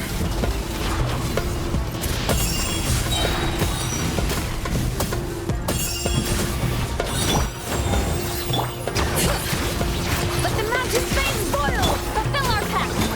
You two! Pyroclastic surge! Rev the end! We finally beat them! That mysterious guy can't have gotten far! Let's catch up with him!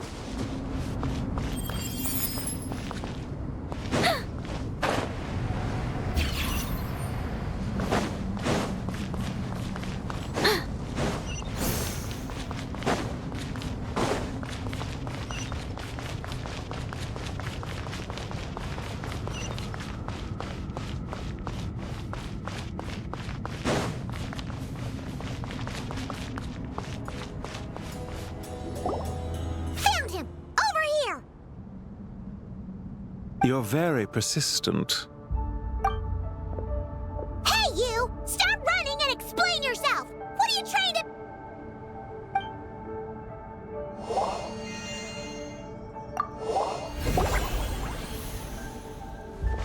Huh? What's this? Relax. A small trap like this won't be enough to hold you. The sandstorms from Gurabad will die down soon enough, but this small window of time was all we needed to launch the next phase of our plan.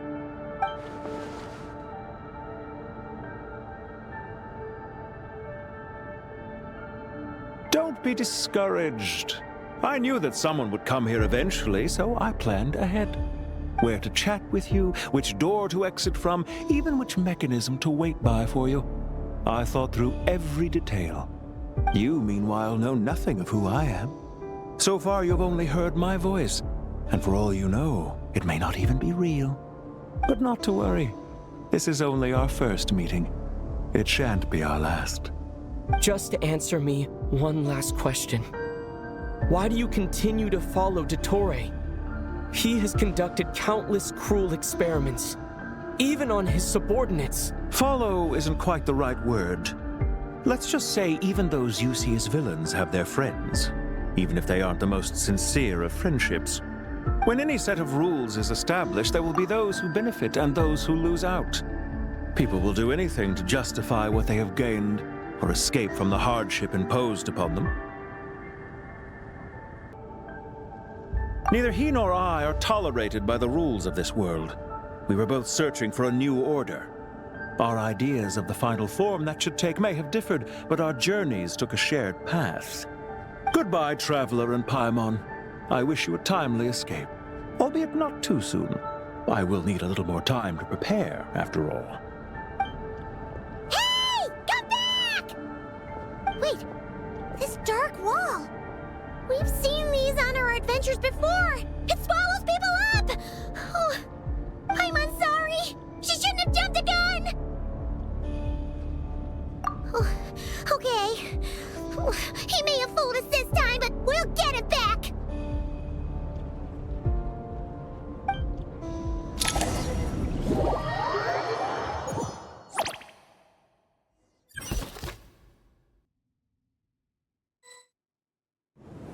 Sino and his team are guarding the north. We'll take this side. There's so many Jin! We can't let them get into Aru Village! Don't fret. I am well prepared for this situation. Huh. So you have a solution?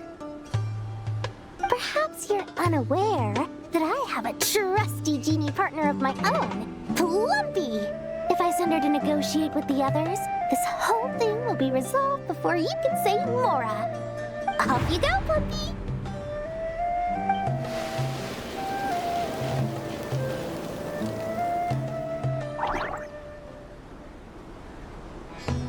Come on, what's the holdup? 5,000 Mora. 20,000 Mora.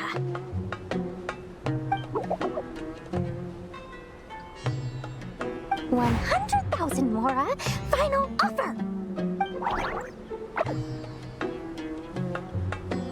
Ah, so she's a hired partner.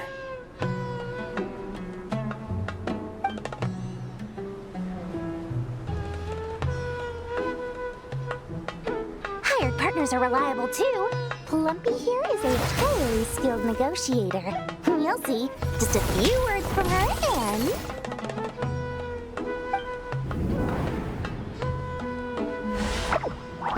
Plumpy! Don't you Jin have any respect for the rules? This was supposed to be a negotiation! How dare you treat my messenger like this? You wanna play rough? Two can play at that game!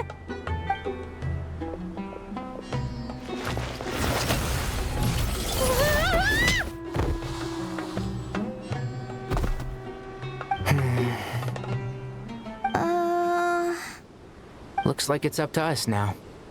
Be careful, Kale. Yes, Master.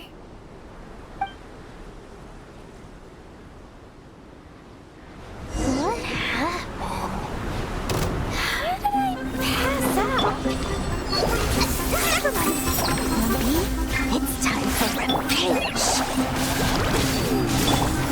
You know, this reminds me of when you first arrived in a video forest. You were trying to help a child retrieve a lost toy when you stumbled upon Spino Crocodile territory by mistake. Yeah, I remember. Our first time fighting side by side. Fighting side by side? I seem to recall swooping in to rescue you with a team of forest rangers. Please stop.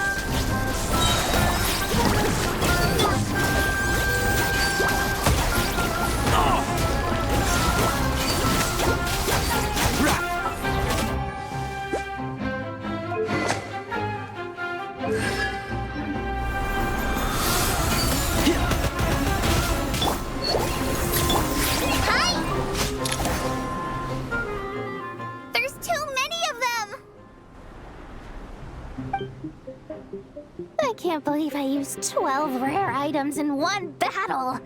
Ugh. I shudder to think how this is going to affect this month's accounts. The sight of that glaring deficit might be more than my poor heart can take. Tainari, how's the situation on your end? We held the line, though it was a close call. But it looks like they're preparing for another attack. Has something happened? They've breached our defenses in the south. The Jinn are pouring in. We're moving the villages to the north as we speak. We're hemmed in. This is getting precarious. Our margin for error just got a lot smaller. That's why we wanted to confirm your status. We need to consider our next move carefully. Bad news! Another line of defense has been breached. Kale, go with them and assess the situation. Dory and I will hold the line here. But Master! Even with 3 of us, we barely managed to. This is not a discussion, Kale. Don't worry about us. She clearly still has plenty of tricks left up her sleeve. Wait, you can't pin all your hopes on me? Oh, great. I've almost run out of the things I brought with me, and the rest is back at the caravan. I should be able to hold out for a little longer, but still... Master! Need any help? Huh? What is it, Kale? If things continue like this, it won't be long before Aru village is overrun by Jinn, and the sandstorms are sure to follow in their wake. I do have a plan, but I can't guarantee it will work. I don't care, whoever you are. Please just help us. The only one who can help is you. I am merely here to guide you along the correct path. I am a spirit created at the beginning. I am a flickering illusion. I am the shimmering light that flows from the eyes of the Creator. What do you mean? It doesn't matter. You don't need to understand it. Just repeat after me, one line at a time. Watch out! Jinn incoming! I am a spirit created at the beginning. Here goes nothing! I am a spirit created at the beginning.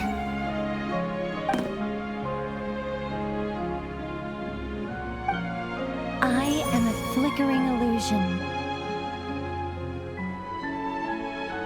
I am a flickering illusion.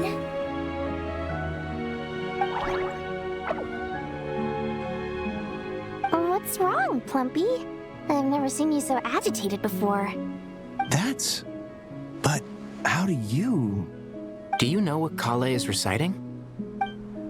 I am the shimmering light that flows from the eyes of the Creator.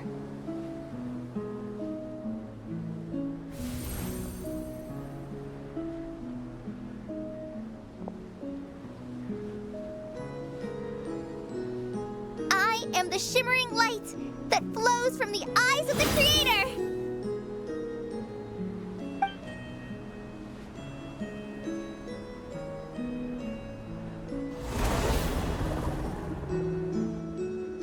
It's a song composed by the goddess of flowers, but very few records of it remain, even in historical texts. All we have is a few fragments. Is Kale an avid historian? Not to my knowledge. The Jinn have actually quieted down. Although...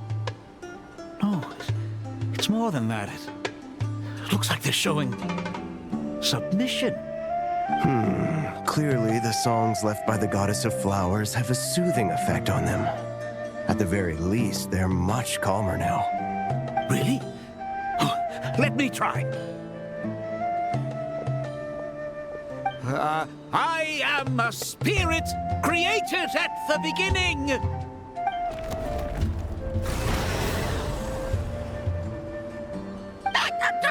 away! I'll stop! I'll stop! It seems like the song only works when Kale recites it. But why? Kale.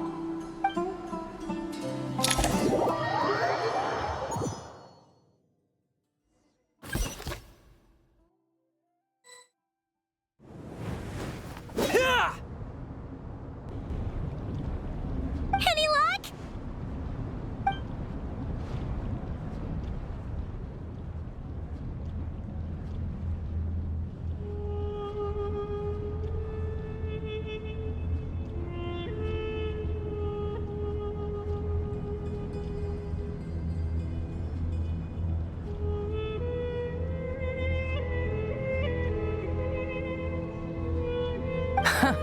When I heard that loud rumbling in the distance, I thought the shifting sands had bust open the gates to some ancient treasure vault.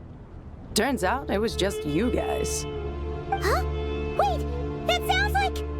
It's been a long while. Did you miss me?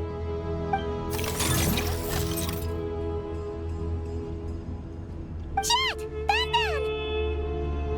Let's save the catching up for later. First, I gotta get you guys out of there.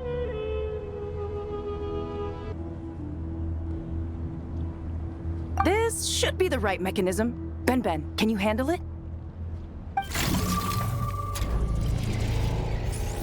There we go. Come on, let's leave this place.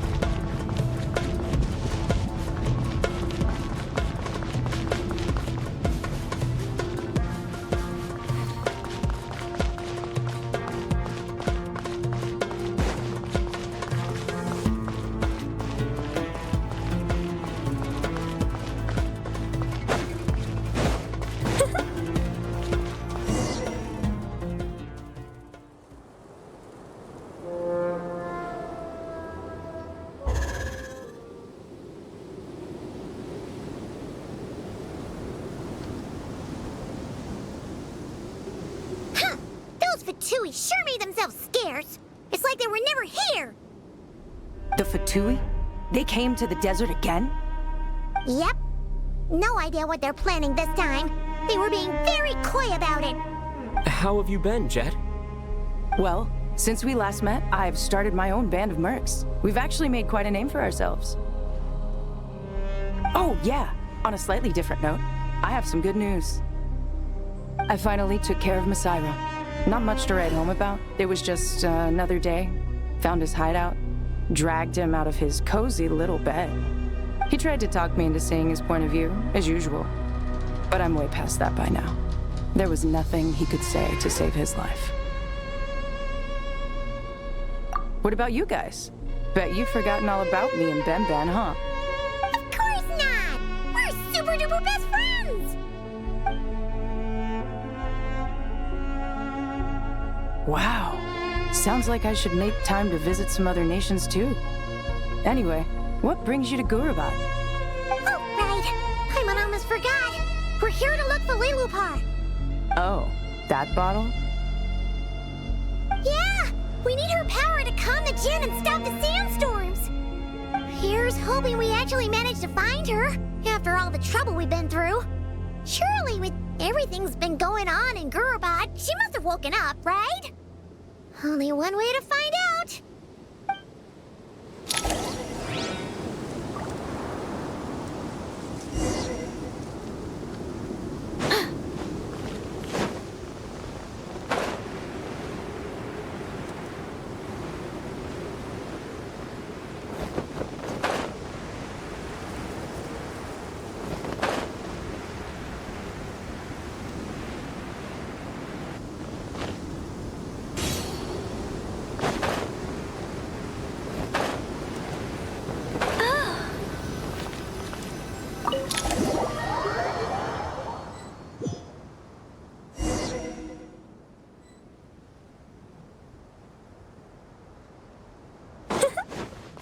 Let's see.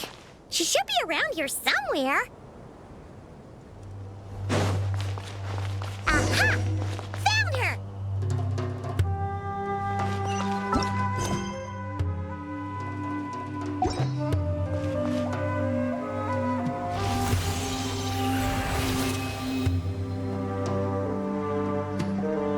Lilliput! What a long dream that was. It's been a while, my master. Oh, and you're here too, little wildcat. The four of us back together again. Imagine that. After we last parted ways, I merged with the land beneath Gurabad to suppress the dark calamity stirring in the depths. It rekindled the flame of vengeance within the Jinn, depriving Gurabad of any hope of peace. I fought against it for a long, long time. Until one day, I sensed a change in a foreign land to the west. Suddenly, the pitch-black abyss fell silent.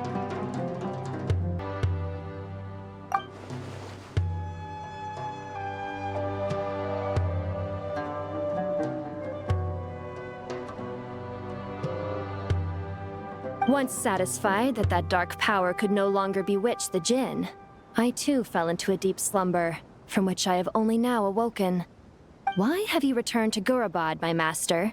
And why is my sand-swept homeland in disarray once more? Well, basically, Sumeru's in danger and a lot of our friends are affected. Some bad guys messed around with Irminsul and now they've released the Jinn in here. We managed to chase off the culprits, but we have no idea how to seal this place back up and stop the sandstorms. Child's play. I shall quell the Jinn and scatter the storms. Thank you, Lilupar. No need to thank me, my master. I have granted many wishes in my time, and this was the most trivial of them all.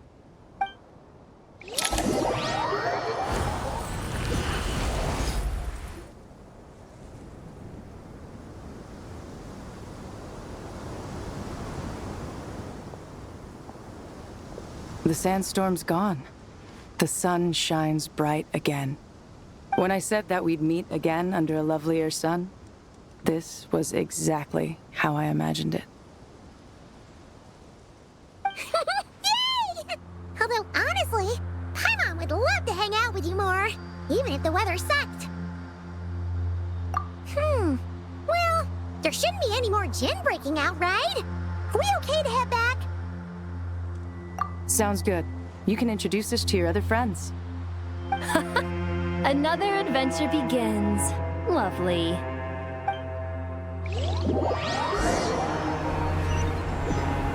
The storms have stopped! We should be able to get to the Temple of Silence without any problems now. Time to regroup!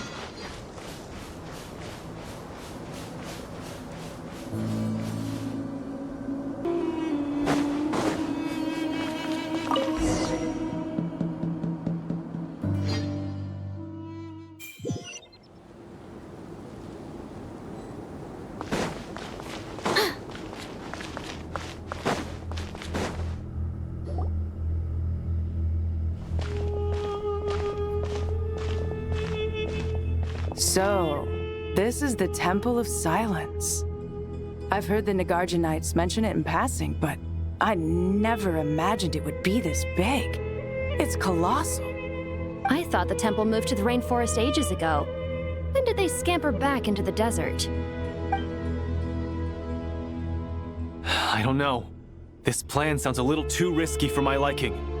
Even in King Deshret's day, this was experimental technology. We have no idea what could happen if we activate it. Well, unless you know of another viable alternative for the Akasha terminal, I'm afraid this is our only option. The plan is sound, and the risks are manageable. However, if we are to proceed, we must act quickly. The scale of this project is enormous. even with Kave, Faruzan, and every other scholar of mechanics working on it full-time. The proposed modifications won't happen overnight.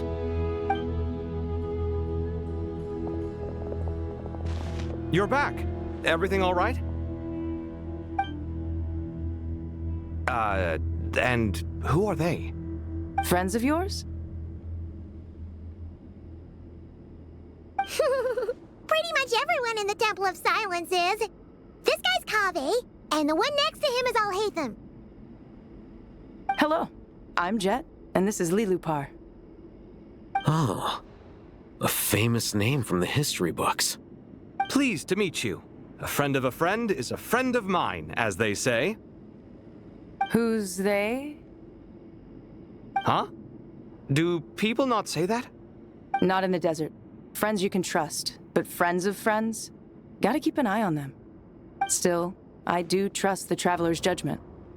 I'm sure you're good people. The sandstorms have calmed down. I take it the Gurabad problem is resolved? What did you find?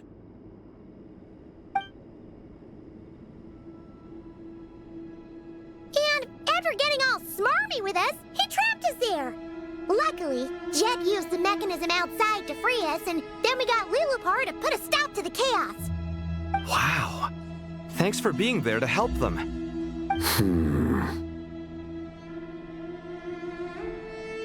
So, this mystery man openly admitted that he was merely a Harbinger's subordinate.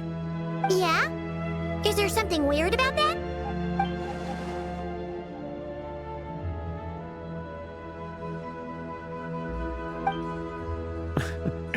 I assume you aren't naive enough to expect answers from an enemy. Well deduced. Our commander, Dottore, died in Nordcry.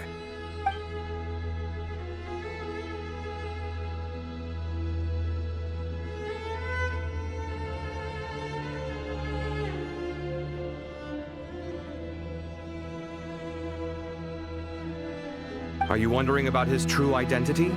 Or do you think there's a big conspiracy behind all this? I wouldn't go as far as to call it a conspiracy. Just the simple fact that having someone to shift the blame on tends to prove useful should trouble come knocking later. The most important thing for now is to solve the immediate problem. Perhaps that man knew you wouldn't have the resources to investigate his background and so didn't put much effort into disguising himself. This is all getting a little cryptic for me. I'll let you guys talk while I take a walk with Lilupar. Jet? Aren't you with the Blazing Beasts? What a coincidence. Didn't expect to run into you here. We're mercs. You can run into us anywhere. Who's this with you? So, did you find the solution you were looking for in the Temple of Silence? You bet we did. This place is incredible. It has everything. So far, we've discussed a plan and verified its feasibility. Building a new system from scratch is out of the question. So our only option is to modify the Akasha using certain resources we hope to find in the mausoleum of King Deshret. According to certain sources in the Temple of Silence, there is a core device in King Deshret's mausoleum known as Aru. Little is known about this device in academic circles, which suggests it was hidden quite effectively. If these sources prove correct, the energy contained within Aru may be sufficient to power our Akasha renovation plan. However, this raises difficult questions regarding technological integration. The sages are still debating it. Yeah, but I'm sure they'll reach a compromise once they've argued it out. The people of the rainforest are always cautious when it comes to desert technology. But times of crisis like this leave us with little choice. Wait, Paimon has a question. Is this the same Aru we've heard of before? It's sealed off, right? Some sort of prison where the Goat King, Ibis King, and Crocodile King are locked up. Well remembered. Yes, that's exactly right. According to our records, Aru was the most brilliant creation King Deshret ever conceived of. Built by divine and mortal artisans working together. It was a miraculous accomplishment. and it lies hidden deep within the king's mausoleum to this day. That being said, what Aru actually does and why it was built, those are deep secrets we are not privy to. Until recently, I wouldn't have been optimistic that the place even exists. The only reason I'm inclined to believe it now is because we heard it from the Ibis King Thoth himself at his temple. The tale of how the 3 retainers of Al-Akhmar were imprisoned in Aru. Paimon totally gets that. When Paimon first heard about it, she thought it sounded pretty unbelievable too. Do you guys still remember that? The Ibis King told us they were trapped in Aru and that they had to answer 3 questions to get out. I think I remember. What causes our rise and fall? What obliterates love and hate? And what determines truth and falsehood? Those were the 3 questions, right? Yeah. If only Nefer were here. She's dealt with the Ibis King before, so she might know more. Oh, Nefer is a friend we met in Notcry. Notcry? Funny. She showed up here earlier. Huh? Yeah. Had another lady with her, too. Both said they knew you. They contacted the sages, claiming they might be able to offer some assistance. Really? They came here to help out? Yes, really. It was just before you got back. One of them said she's made Nodcry her home. If she's the person you were talking about, then... Looks like betting on Aru was the right choice. See? They're right over there. Nicole! Nefer! Why, hello! We're here to help.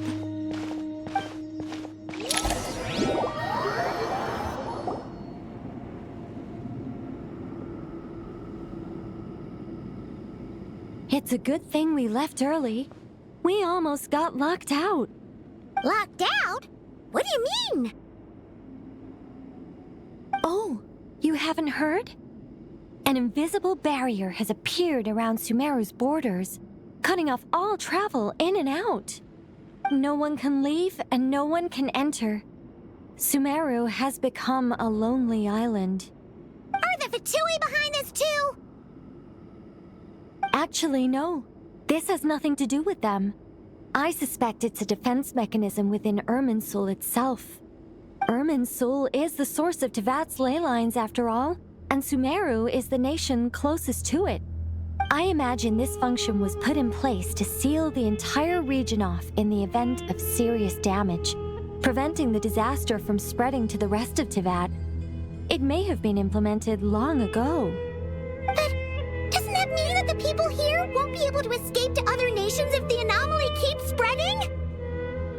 Currently, that does appear to be the case, which is precisely why I am here. This is a critical moment for the world, and Sumeru is the eye of the storm. Paimon's surprised you managed to convince her to come back to Sumeru. Indeed. Even for someone of my wisdom and eloquence, this tested my skills to the limit. And why should it concern me that Sumeru's in trouble? Surely you don't think I still have feelings for that place? Judging by your tone, I suppose you don't. Sounds like you don't know much about my past. And here I thought you knew everything. All I know is that the Ibis King is the source of your power. He was quite a prominent moon envoy once upon a time, so I do know a thing or two about him. As for your past, I have ways to learn the full story if I wish to. But everyone has secrets they'd rather keep to themselves. Wouldn't you say? I'm glad you see it that way, Miss Nicole. I've chosen to call Nodcry home, which is why I did my part in its hour of need. That doesn't mean world savings become a habit with me. I have no particular desire to play hero in Sumeru, thank you. I understand.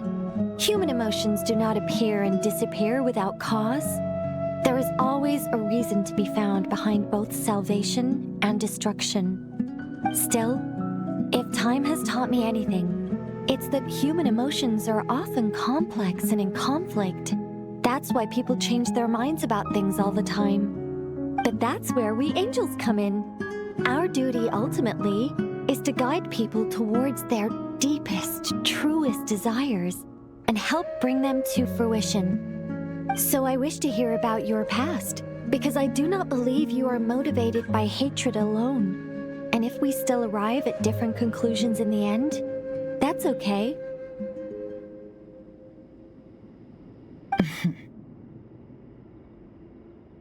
I refuse. Wait, what?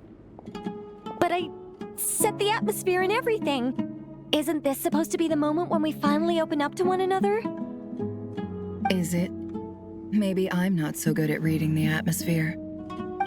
You're right, Nicole. There's more to me than just hatred. Had it consumed me, I'd be left stuck in the past forever, never living in the present. But I don't think that your guidance can change my mind. The all-consuming sands, the bloodshed, both deserved and undeserved. Those old emotions cling to me like a shadow. Do you wish to shake them off? No. I hope to remember them forever. Those emotions and memories shaped me into the person I am today. They'll always be a part of me. In that case, would you like to hear my perspective, at least? Sure. It's not every day you get to hear an angel's opinion. A long, long time ago, when the angels still walked freely upon the earth, I found life tedious. Monotonous work, lukewarm relationships. Things weren't nearly as interesting as they are now. And yet, since the angels' demise, I have found myself missing those days on more than one occasion. Human emotions are often attached to a person, a place, or an object. When those things are gone, the memories quickly fade, and the emotions slip away along with them. If Sumeru were destroyed, both rainforest and desert would be no more.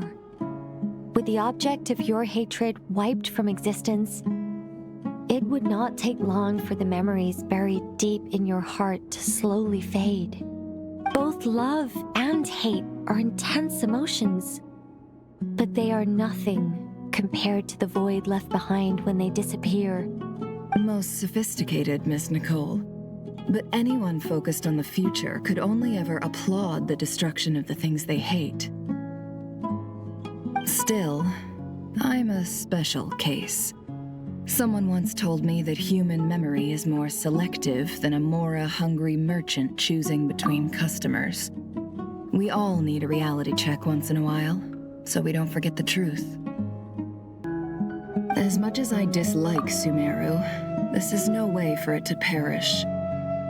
All right, you win. I'll help you out a little, but I won't work for free. How much will you need? You're not gonna milk this for all it's worth, are you? What do you think? I'll be upfront with you. I don't have much more on me. If that's what you need, I could borrow some from Alice. Or perhaps I could pay in sculptures. The ones I carve are actually worth quite a lot. Just cover my travel expenses. Huh? Is that all? That's all. Given all the people I owe favors to, I can just about justify a trip to Sumeru. Yehoda! Here, boss! What do you need? I'm going back to Sumeru for a while. While I'm away, you'll be in charge of the curatorium. Me? I'm in charge? Whoa! Don't worry, boss. You can count on me! And that was how the ingenious Angel Nicole brought you the perfect person for the job in your hour of need. Hip hip hooray! That was far more detailed than necessary. Not lacking in embellishment either. I never thought I'd return. Especially not the desert. But life doesn't always go as planned, I suppose. What's Candace up to? I don't think I've seen her yet. She is still taking care of things in our village. Should be joining us before too long.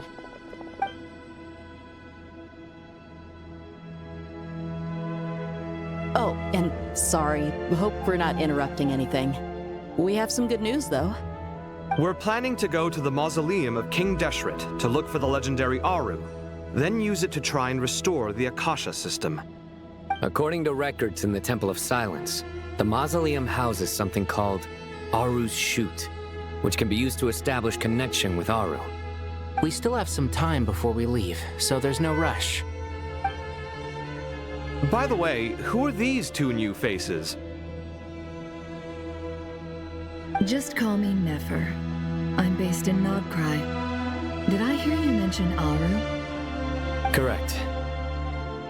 Well, I happen to have a connection with one of the 3 retainers imprisoned inside, the Ibis King. I'm here to get things done, so if you don't mind, I think I should come with you. That sounds perfect. Miss Nefer, are you from the desert by any chance? Why do you ask? I don't know. There's a familiar air about you. Plus, you mentioned Candace. Sorry, I don't mean to pry. It was just a random thought. I'm Dia, an Eremite mercenary. My work usually keeps me out in the desert. I'm on good terms with Dory, and she's mentioned you all before. It's nice to finally put faces to the names. However, my associate here is probably less well acquainted with you. Why don't you all introduce yourselves? Actually, I'm a little better acquainted than you might think.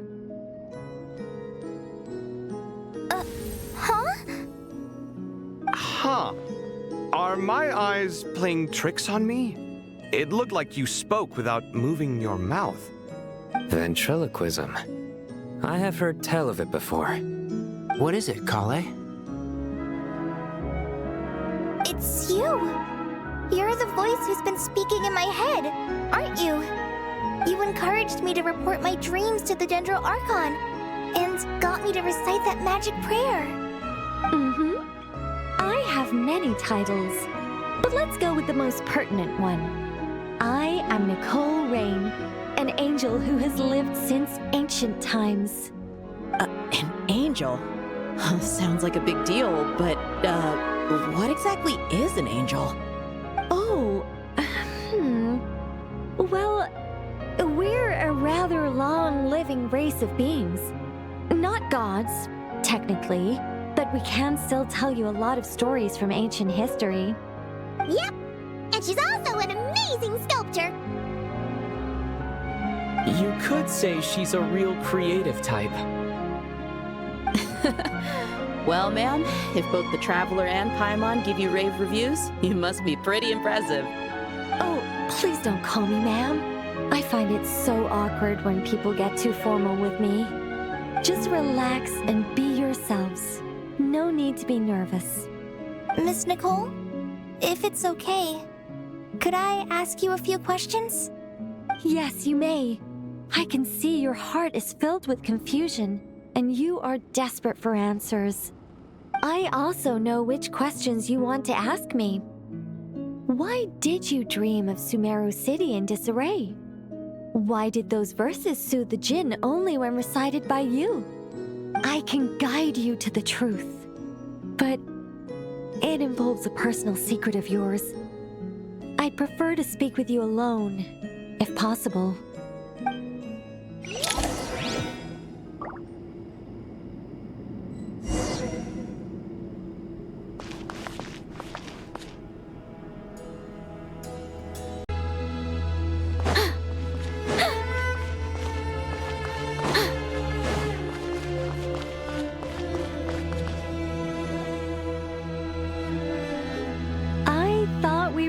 to speak alone. This is a lot more people than I was expecting. What's wrong with it? Even the doctors at Dar al-Shifa allow patients to be accompanied by family members. Well, if Kale doesn't mind her secret being revealed, I have no problem with it. Thanks for being so considerate, Miss Nicole. I don't know what secret you mean, but whatever it is, there's no need for me to hide it from my closest friends. Closest friends? It's so nice to hear that. All right. In that case, I'll get right to it. Kale, are you aware that there are god remains inside your body? I am. When I was young, I got sick with Elazar. Nothing could cure it. The Fatui convinced my mom and dad that they could help, and I was sent to an unfamiliar place.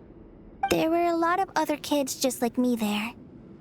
This creepy guy injected us with some strange medicine, which I heard contained god remains.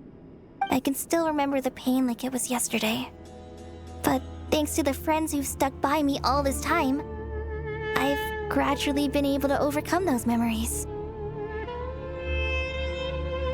Anyway, so you're saying that what happened to me has something to do with the god remains they injected me with? Yes. Those were the remains of Nabu Malikata, the goddess of flowers. What? Fascinating. You don't seem surprised like the rest of us.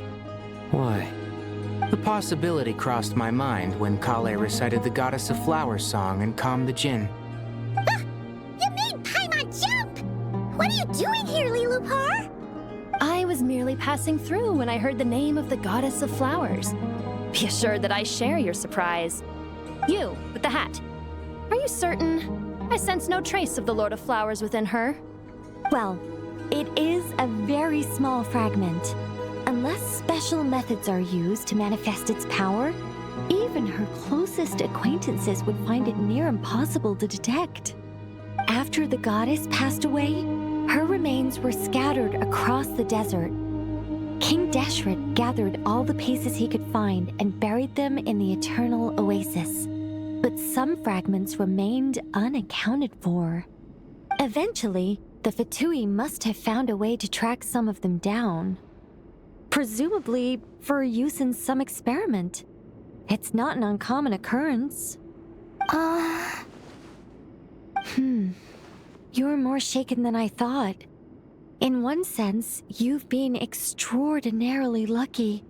So many people who yearn for this kind of power never attain it, yet you have coexisted with her all this time without even realizing it. I don't know what to say. I'm glad that I could help everyone with this power, really. But knowing that a fragment of the Goddess of Flowers is inside my body is... it's a strange feeling. Well, people value their autonomy very highly. Even a well-intentioned intruder can shake one's sense of self. I understand how you feel, Kale. But once you get used to it, you'll find it's nothing to be concerned about. Huh. I guess you, of all people, have a good reason to speak on this.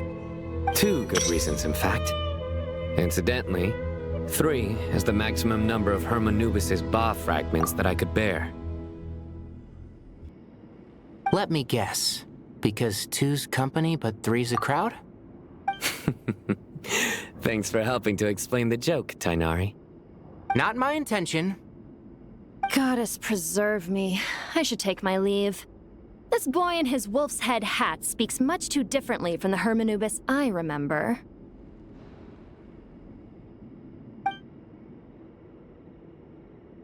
Kale, all I'm trying to say is, no matter how many Hermanubis fragments there are within me, you wouldn't think of me as Hermanubis. In the same way, you are simply you. Yeah, I know what you mean.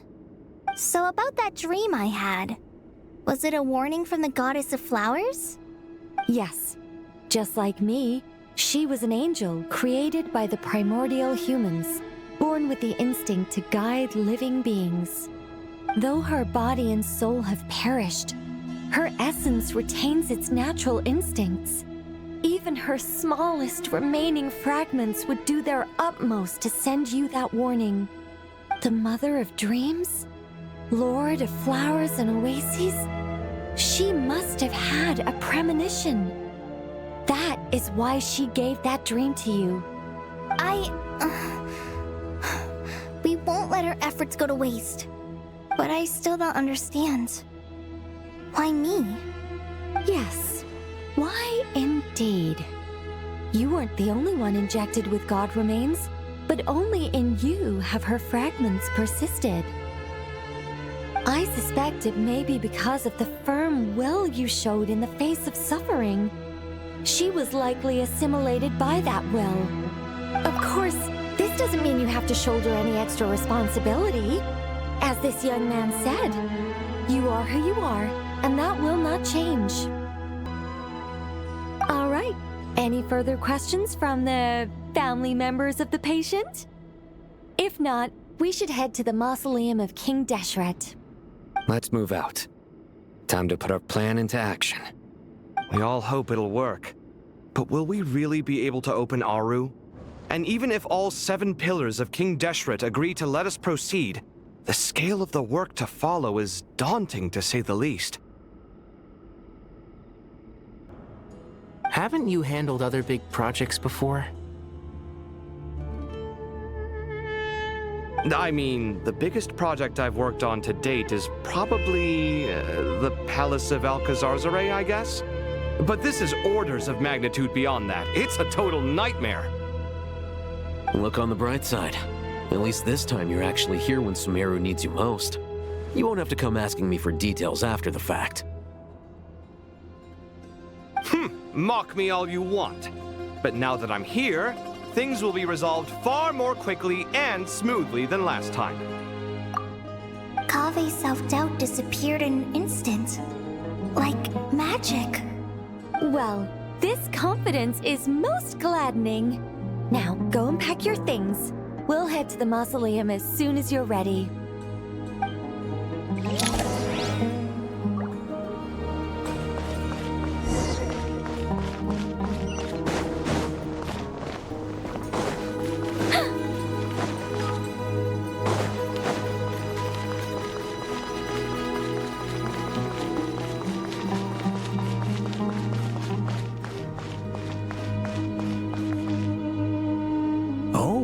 Miss Nicole, I heard you're a very talented sculptor. Is that true?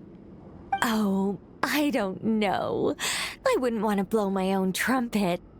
Honestly, even though Kasharawar is best known for its focus on mechanics, plenty of Kasharawar scholars are quite serious about sculpting as a hobby. So if they rate your work, that's enough for us. We just have to take a look. Who's we? Myself and a few other scholars. Kashif, Daneshvar, come take a look. Oh, well, if you insist, I suppose there's no harm in showing you.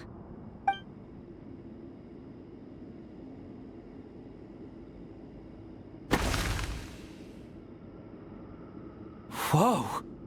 Where did that come from? Look at the level of detail. It's so lifelike. The squirrel descends from the heavens like a champion, and the earth trembles beneath its feet. What do you think? Striking, isn't it? Kaveh?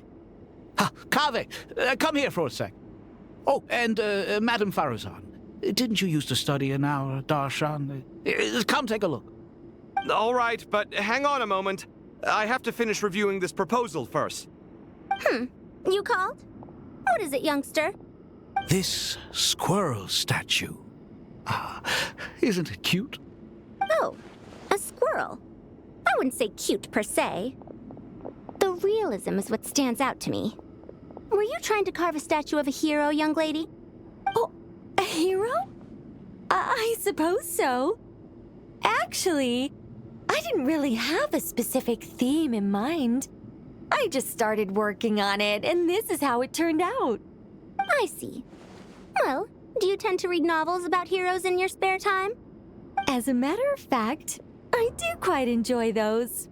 Everyone loves a good tale of daring do, right? Then perhaps this statue represents the heroic tale you long to see deep down inside. Also on the subject of heroism, I feel that if the subject posed with a finger raised towards the heavens, it would lend a greater gravitas to the overall image. I'm sure some would call it cliché or old-fashioned, but not me. I think it would be a perfect fit.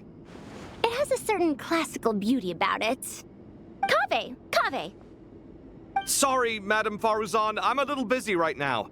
Don't wait up for me. What a pity. That young man has excellent aesthetic tastes. I was hoping to ask him for his opinion. What a genius idea! Why didn't I think of that? Classical beauty is a great direction to explore. That's it. Once I get back, I'm going to sculpt a heroic squirrel pointing its finger towards the sky. Precisely. A declaration of victory. You understand my vision. Then place the two statues face to face. Yes! That's exactly what I was thinking. It'll be a masterpiece. Miss... I'm sorry. I didn't catch your name. Just call me Nicole. Madame Faruzan? Was it? What? No. That wouldn't be right. Why ever not? Madam is a state of mind cultivated from within. Anyone may call me Madam if they so desire. My dear Miss Nicole, once we make it through these trying times, should we have the pleasure of meeting again, I shall look forward to seeing your new work. In this day of age, it's rare to find people with an appreciation for classical aesthetics. Meeting you was truly a pleasant surprise. Honestly, I feel the same way. It's been a long time since I met anyone interested in this style of statue. Clearly, they don't call you Madam for nothing. Also, I have to say, you're a very good judge of character. Because when I think about it, I really am someone who likes stories about heroes. That must be why I've quietly kept watch over generation after generation of them. Sorry, keeping watch over heroes? What exactly do you do for a living? Oh, never mind that. Let's not tell Madame Faruzan about Miss Nicole's true identity for now. Good idea. Let's limit the conversation to aesthetics.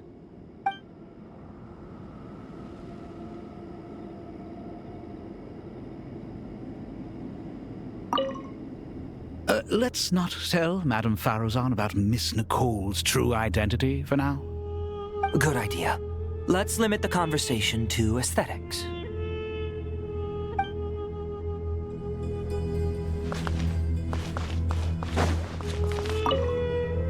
What's wrong? You look a little depressed. Kale got a fragment of the Goddess of Flowers, and all I got was one of the 7 pillars who served under King Deshret. I lost out, didn't I? That's what you're upset about? You're such a child.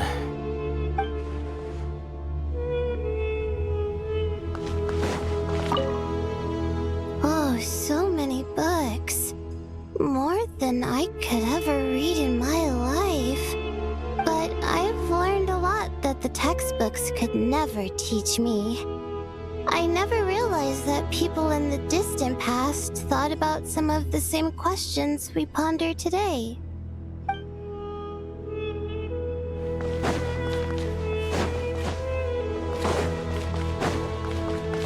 Good to finally meet you in the flesh. It's a little surreal seeing you here after exchanging letters for so long. In my head, the boss of the Curatorium of Secrets didn't look so young. Sounds like you have some history then? Any budding mercenary group needs a steady supply of intel. They, in turn, can prove an exceptional source of the same. The Curatorium of Secrets is happy to cooperate with friends from all over the world. If you're interested, you'd be very welcome to join our network too, Miss Dia. Can't say no to a solid partnership, especially out here in the desert. Having intel can mean the difference between life and death. But cooperation's built on mutual trust, and there isn't much contact between the desert and Nodcry. So, I'm guessing you reached out to Jet first, Miss Nefer? What's behind your interest in the desert? Nostalgia?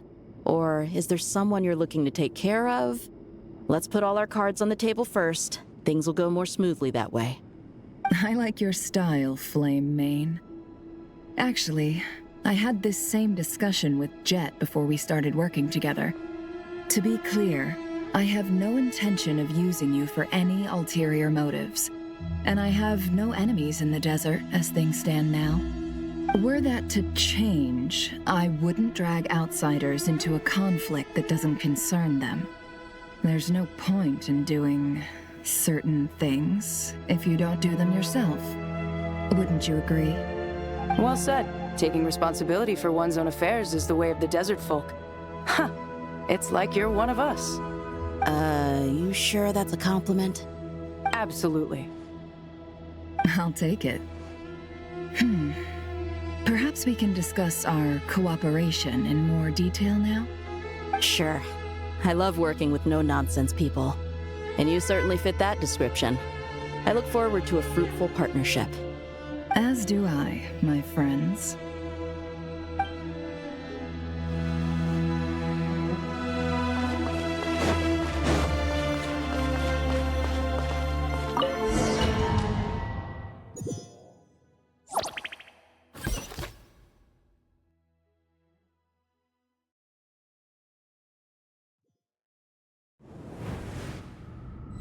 I hope everyone's ready.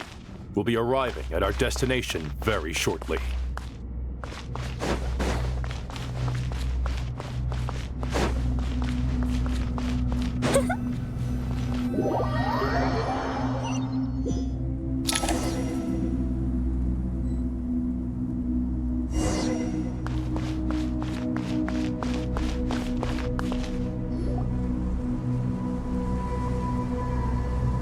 Why, we've not seen so many visitors ever, really. What is this place now, a tourist attraction? Ah, closer inspection reveals many familiar faces. To what do we dusty old fellows owe the honor? Surely you're not just here to chat. You surmise correctly. We are here to carry out a rather enormous project. Ho, enormous, you say? How large, then? Larger than the gaping void in our lives? Why, you've even put a smile on Goatee and Crocco's faces. All this activity is making for quite the special day.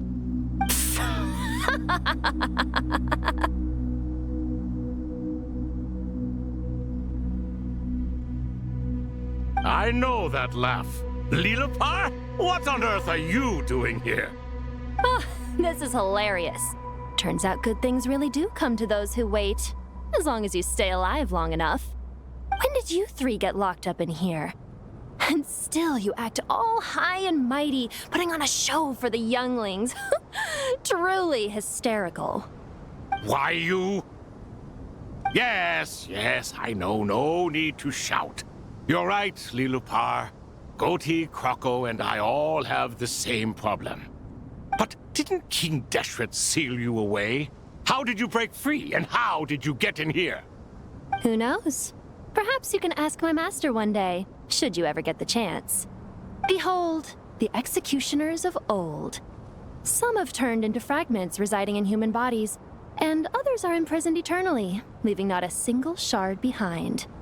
It's almost tragic, watching lowly prisoners like you act all self-important. Curiosity gnaws at you, doesn't it? Your interest in the outside world threatens to burst you at the seams. I'm starting to take a liking to this magic bottle lady. Time is of the essence. Let's get down to business. We come to you, O three ancient lords, to request your assistance on behalf of the Academia. If we can help you regain your freedom, then please consider lending us your aid. As for precisely what we need your help with, it's a long story. So, to demonstrate our sincerity, we are prepared to first resolve the problems that plague the three of you. All right, stop arguing, Crocco. And Goatee, don't you start. What's the harm in letting her speak? It's not worth getting so angry about. Forget about her. The 3 questions are the crucial thing here. But do you really have a way to answer them? You once answered the final question, Nefer, but the seal did not open. Unless, with the passage of time, you have found a new answer? You could say so. When you first asked me what determines truth and falsehood, my answer was a liar's soul. Liars are the best at seeing through the falsehoods of the world. But if you want them to tell you the truth, you have to reach their soul.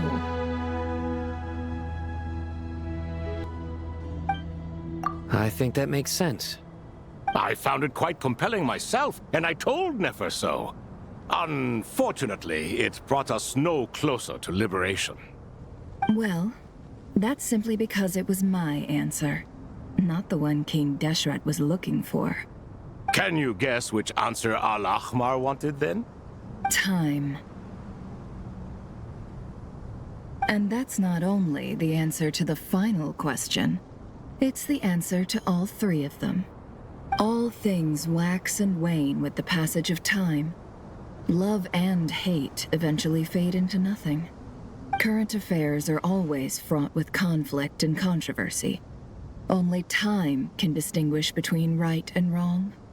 You once described King Deshret as a proud man. I'd say that the prouder someone is, the more inclined they are to believe that only time is qualified to be their judge. Time. Well. Indeed. Perhaps in building Aru, our king was in fact attempting to reverse time, to bring love and hate, right and wrong, the rise and fall of all things back to their point of origin.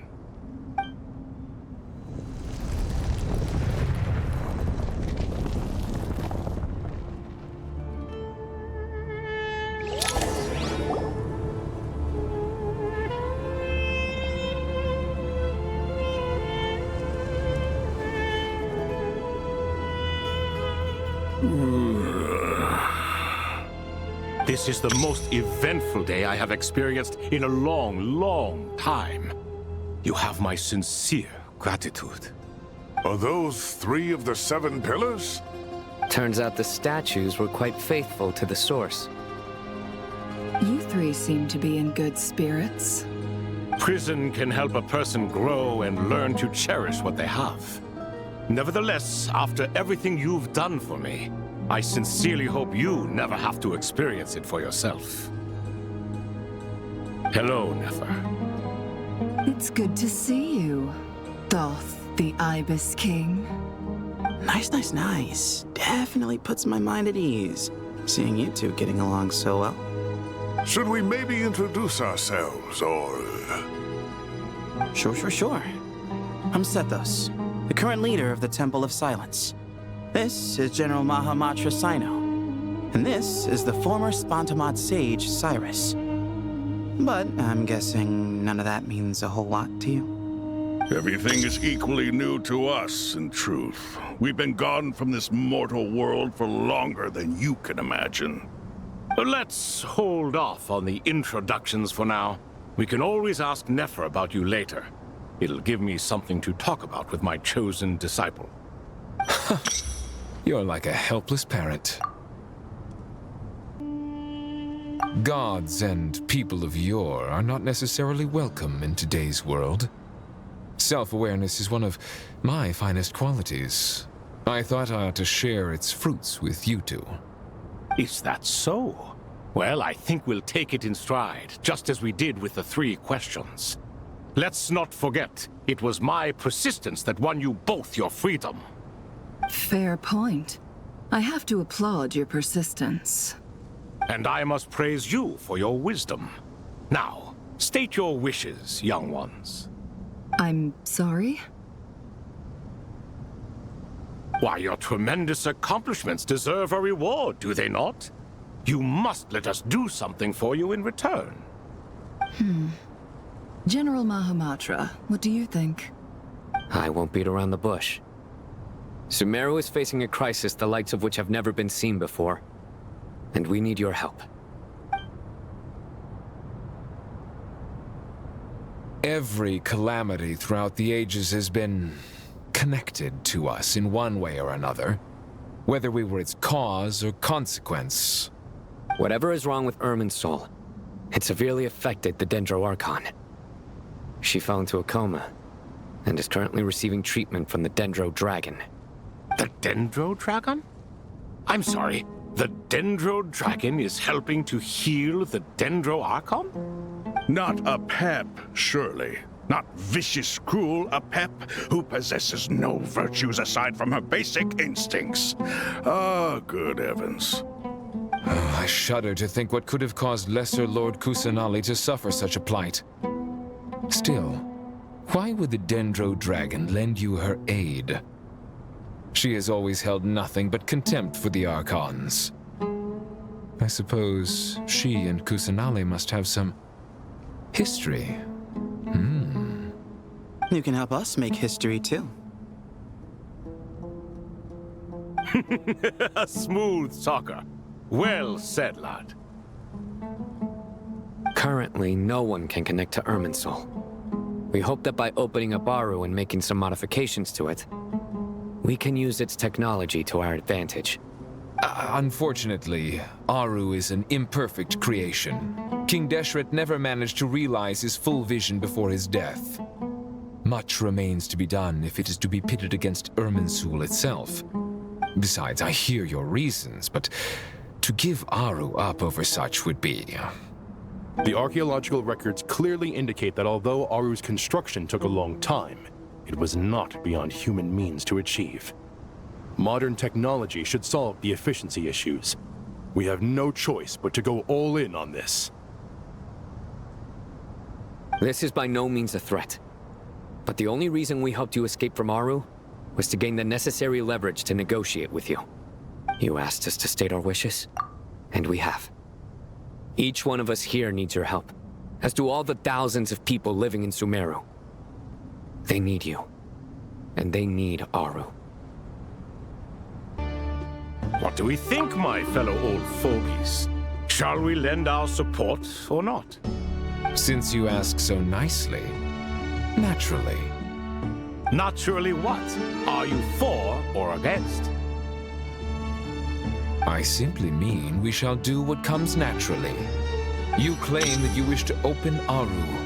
Know you then that the golden slumber created by King Deshret is preserved within?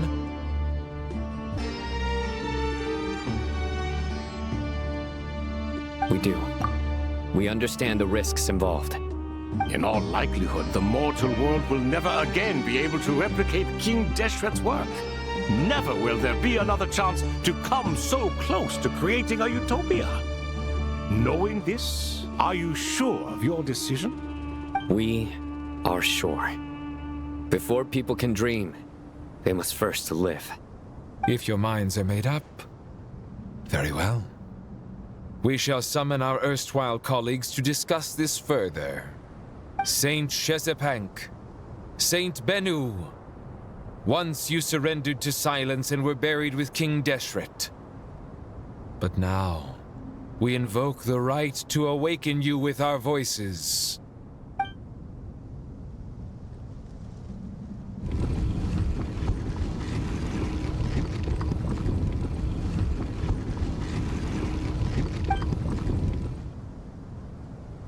Saint Bennu, responding to your call.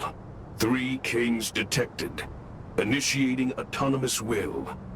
Saint Shezepank, responding to your call. 3 kings detected. Initiating autonomous will. Ah, Lord Herreshoff. What a long time it has been. I trust you are keeping well. Then your trust in my well-being has long outlived your physical body. You have always opened with that same phrase, in life, death, and now even beyond. Al-Akmar is long gone. What is the reason for this meeting? You're awake? Good.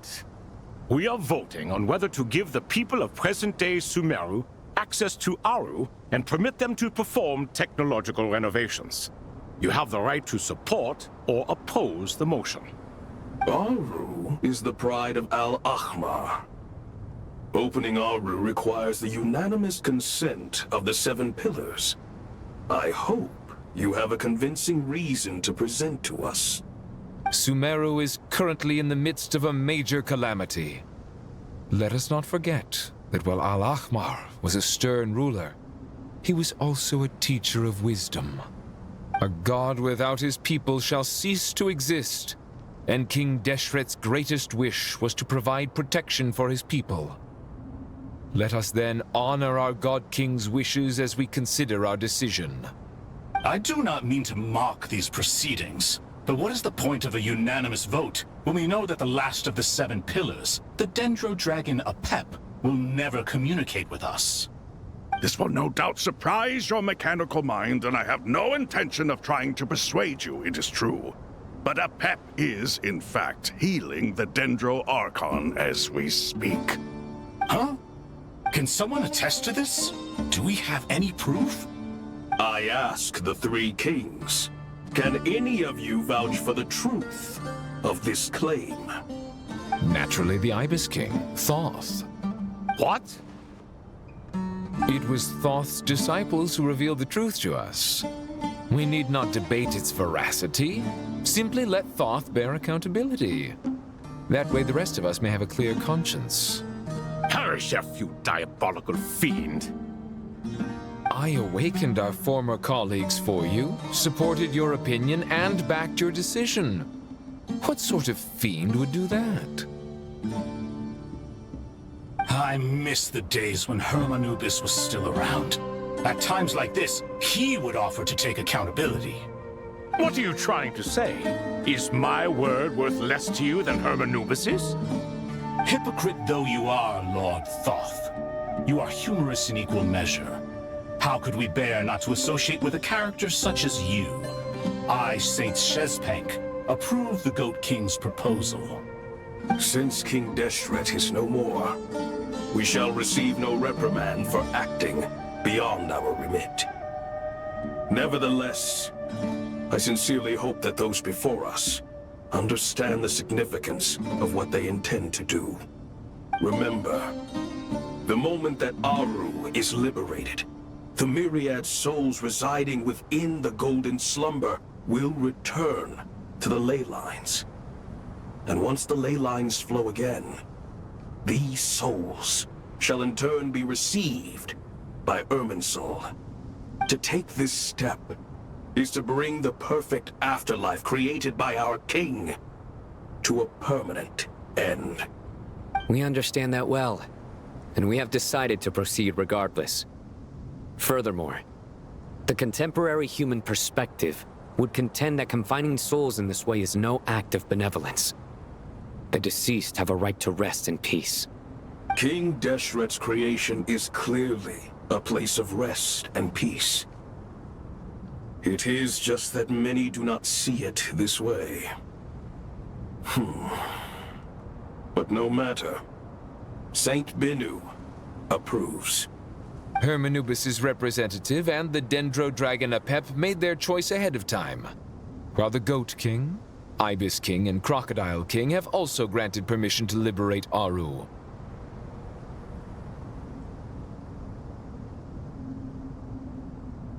By the grace of His Majesty, guided by his wisdom and will, let the gates of Aru be reopened.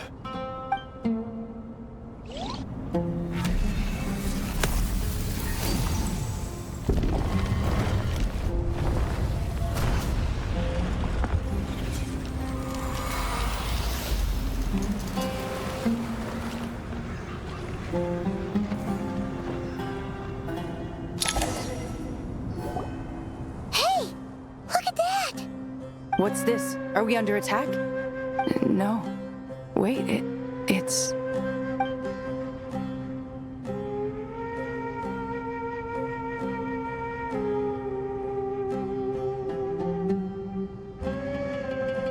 Here you are. Through the sands of time. I see you. Father. Father, is it really you? It's Jet's father, Jibriel! That's right! He entered the golden slumber, didn't he? I smell blood and sand on you. You've grown, strong as a wild beast, and without shedding a tear.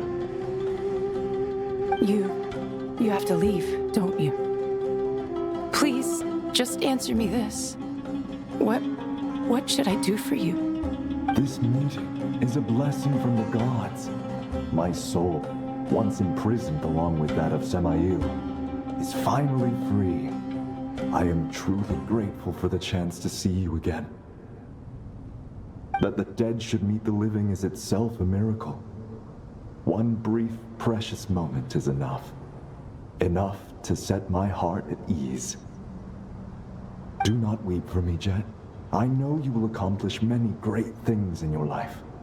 You will go further and climb higher than I ever did.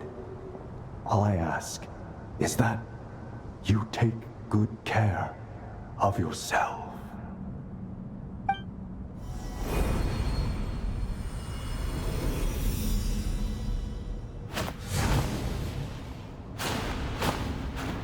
Father!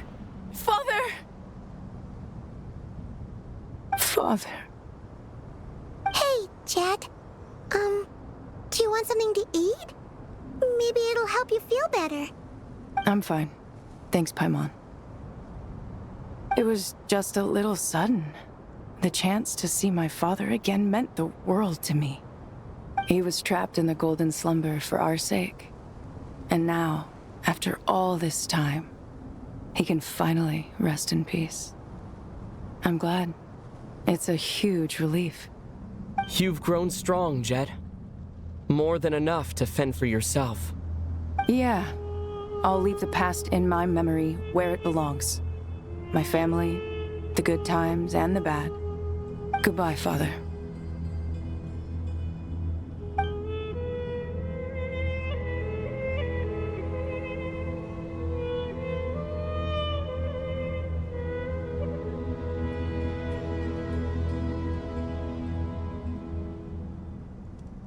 Ah, me, what a touching reunion that was.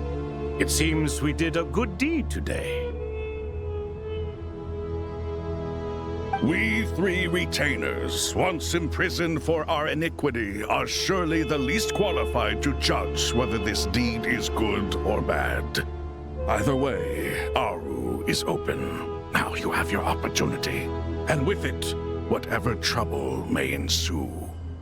Although Aru was created by a god, human craftsmanship was nevertheless required to build the gate that connects it to this world. Perhaps the relationship between gods and humanity follows a similar principle.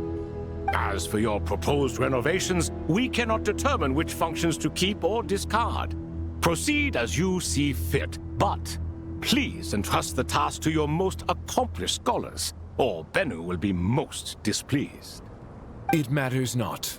The Ibis King shall be accountable if any problems arise. Ibis, you chose to take on disciples, and so it follows that you must accept the risks of associating with humans. If I'd known you'd be like this, I would have locked all of you away in Aru, never to leave again for all eternity. All of us? What does this have to do with me? Vilify me no further. Scholars, since you have liberated Aru, allow me to present you with a gift. Using Aru's power, we shall install a defense mechanism at our king's mausoleum. You must be guarded even against Irminsul itself.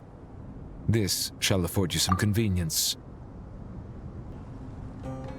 Unseen and unheard, from this moment forth, none may by sight or hearing perceive anything said or done within the mausoleum. Amazing. And all this is achieved just with the power of Aru? With technology from the heavens, the possibilities are endless.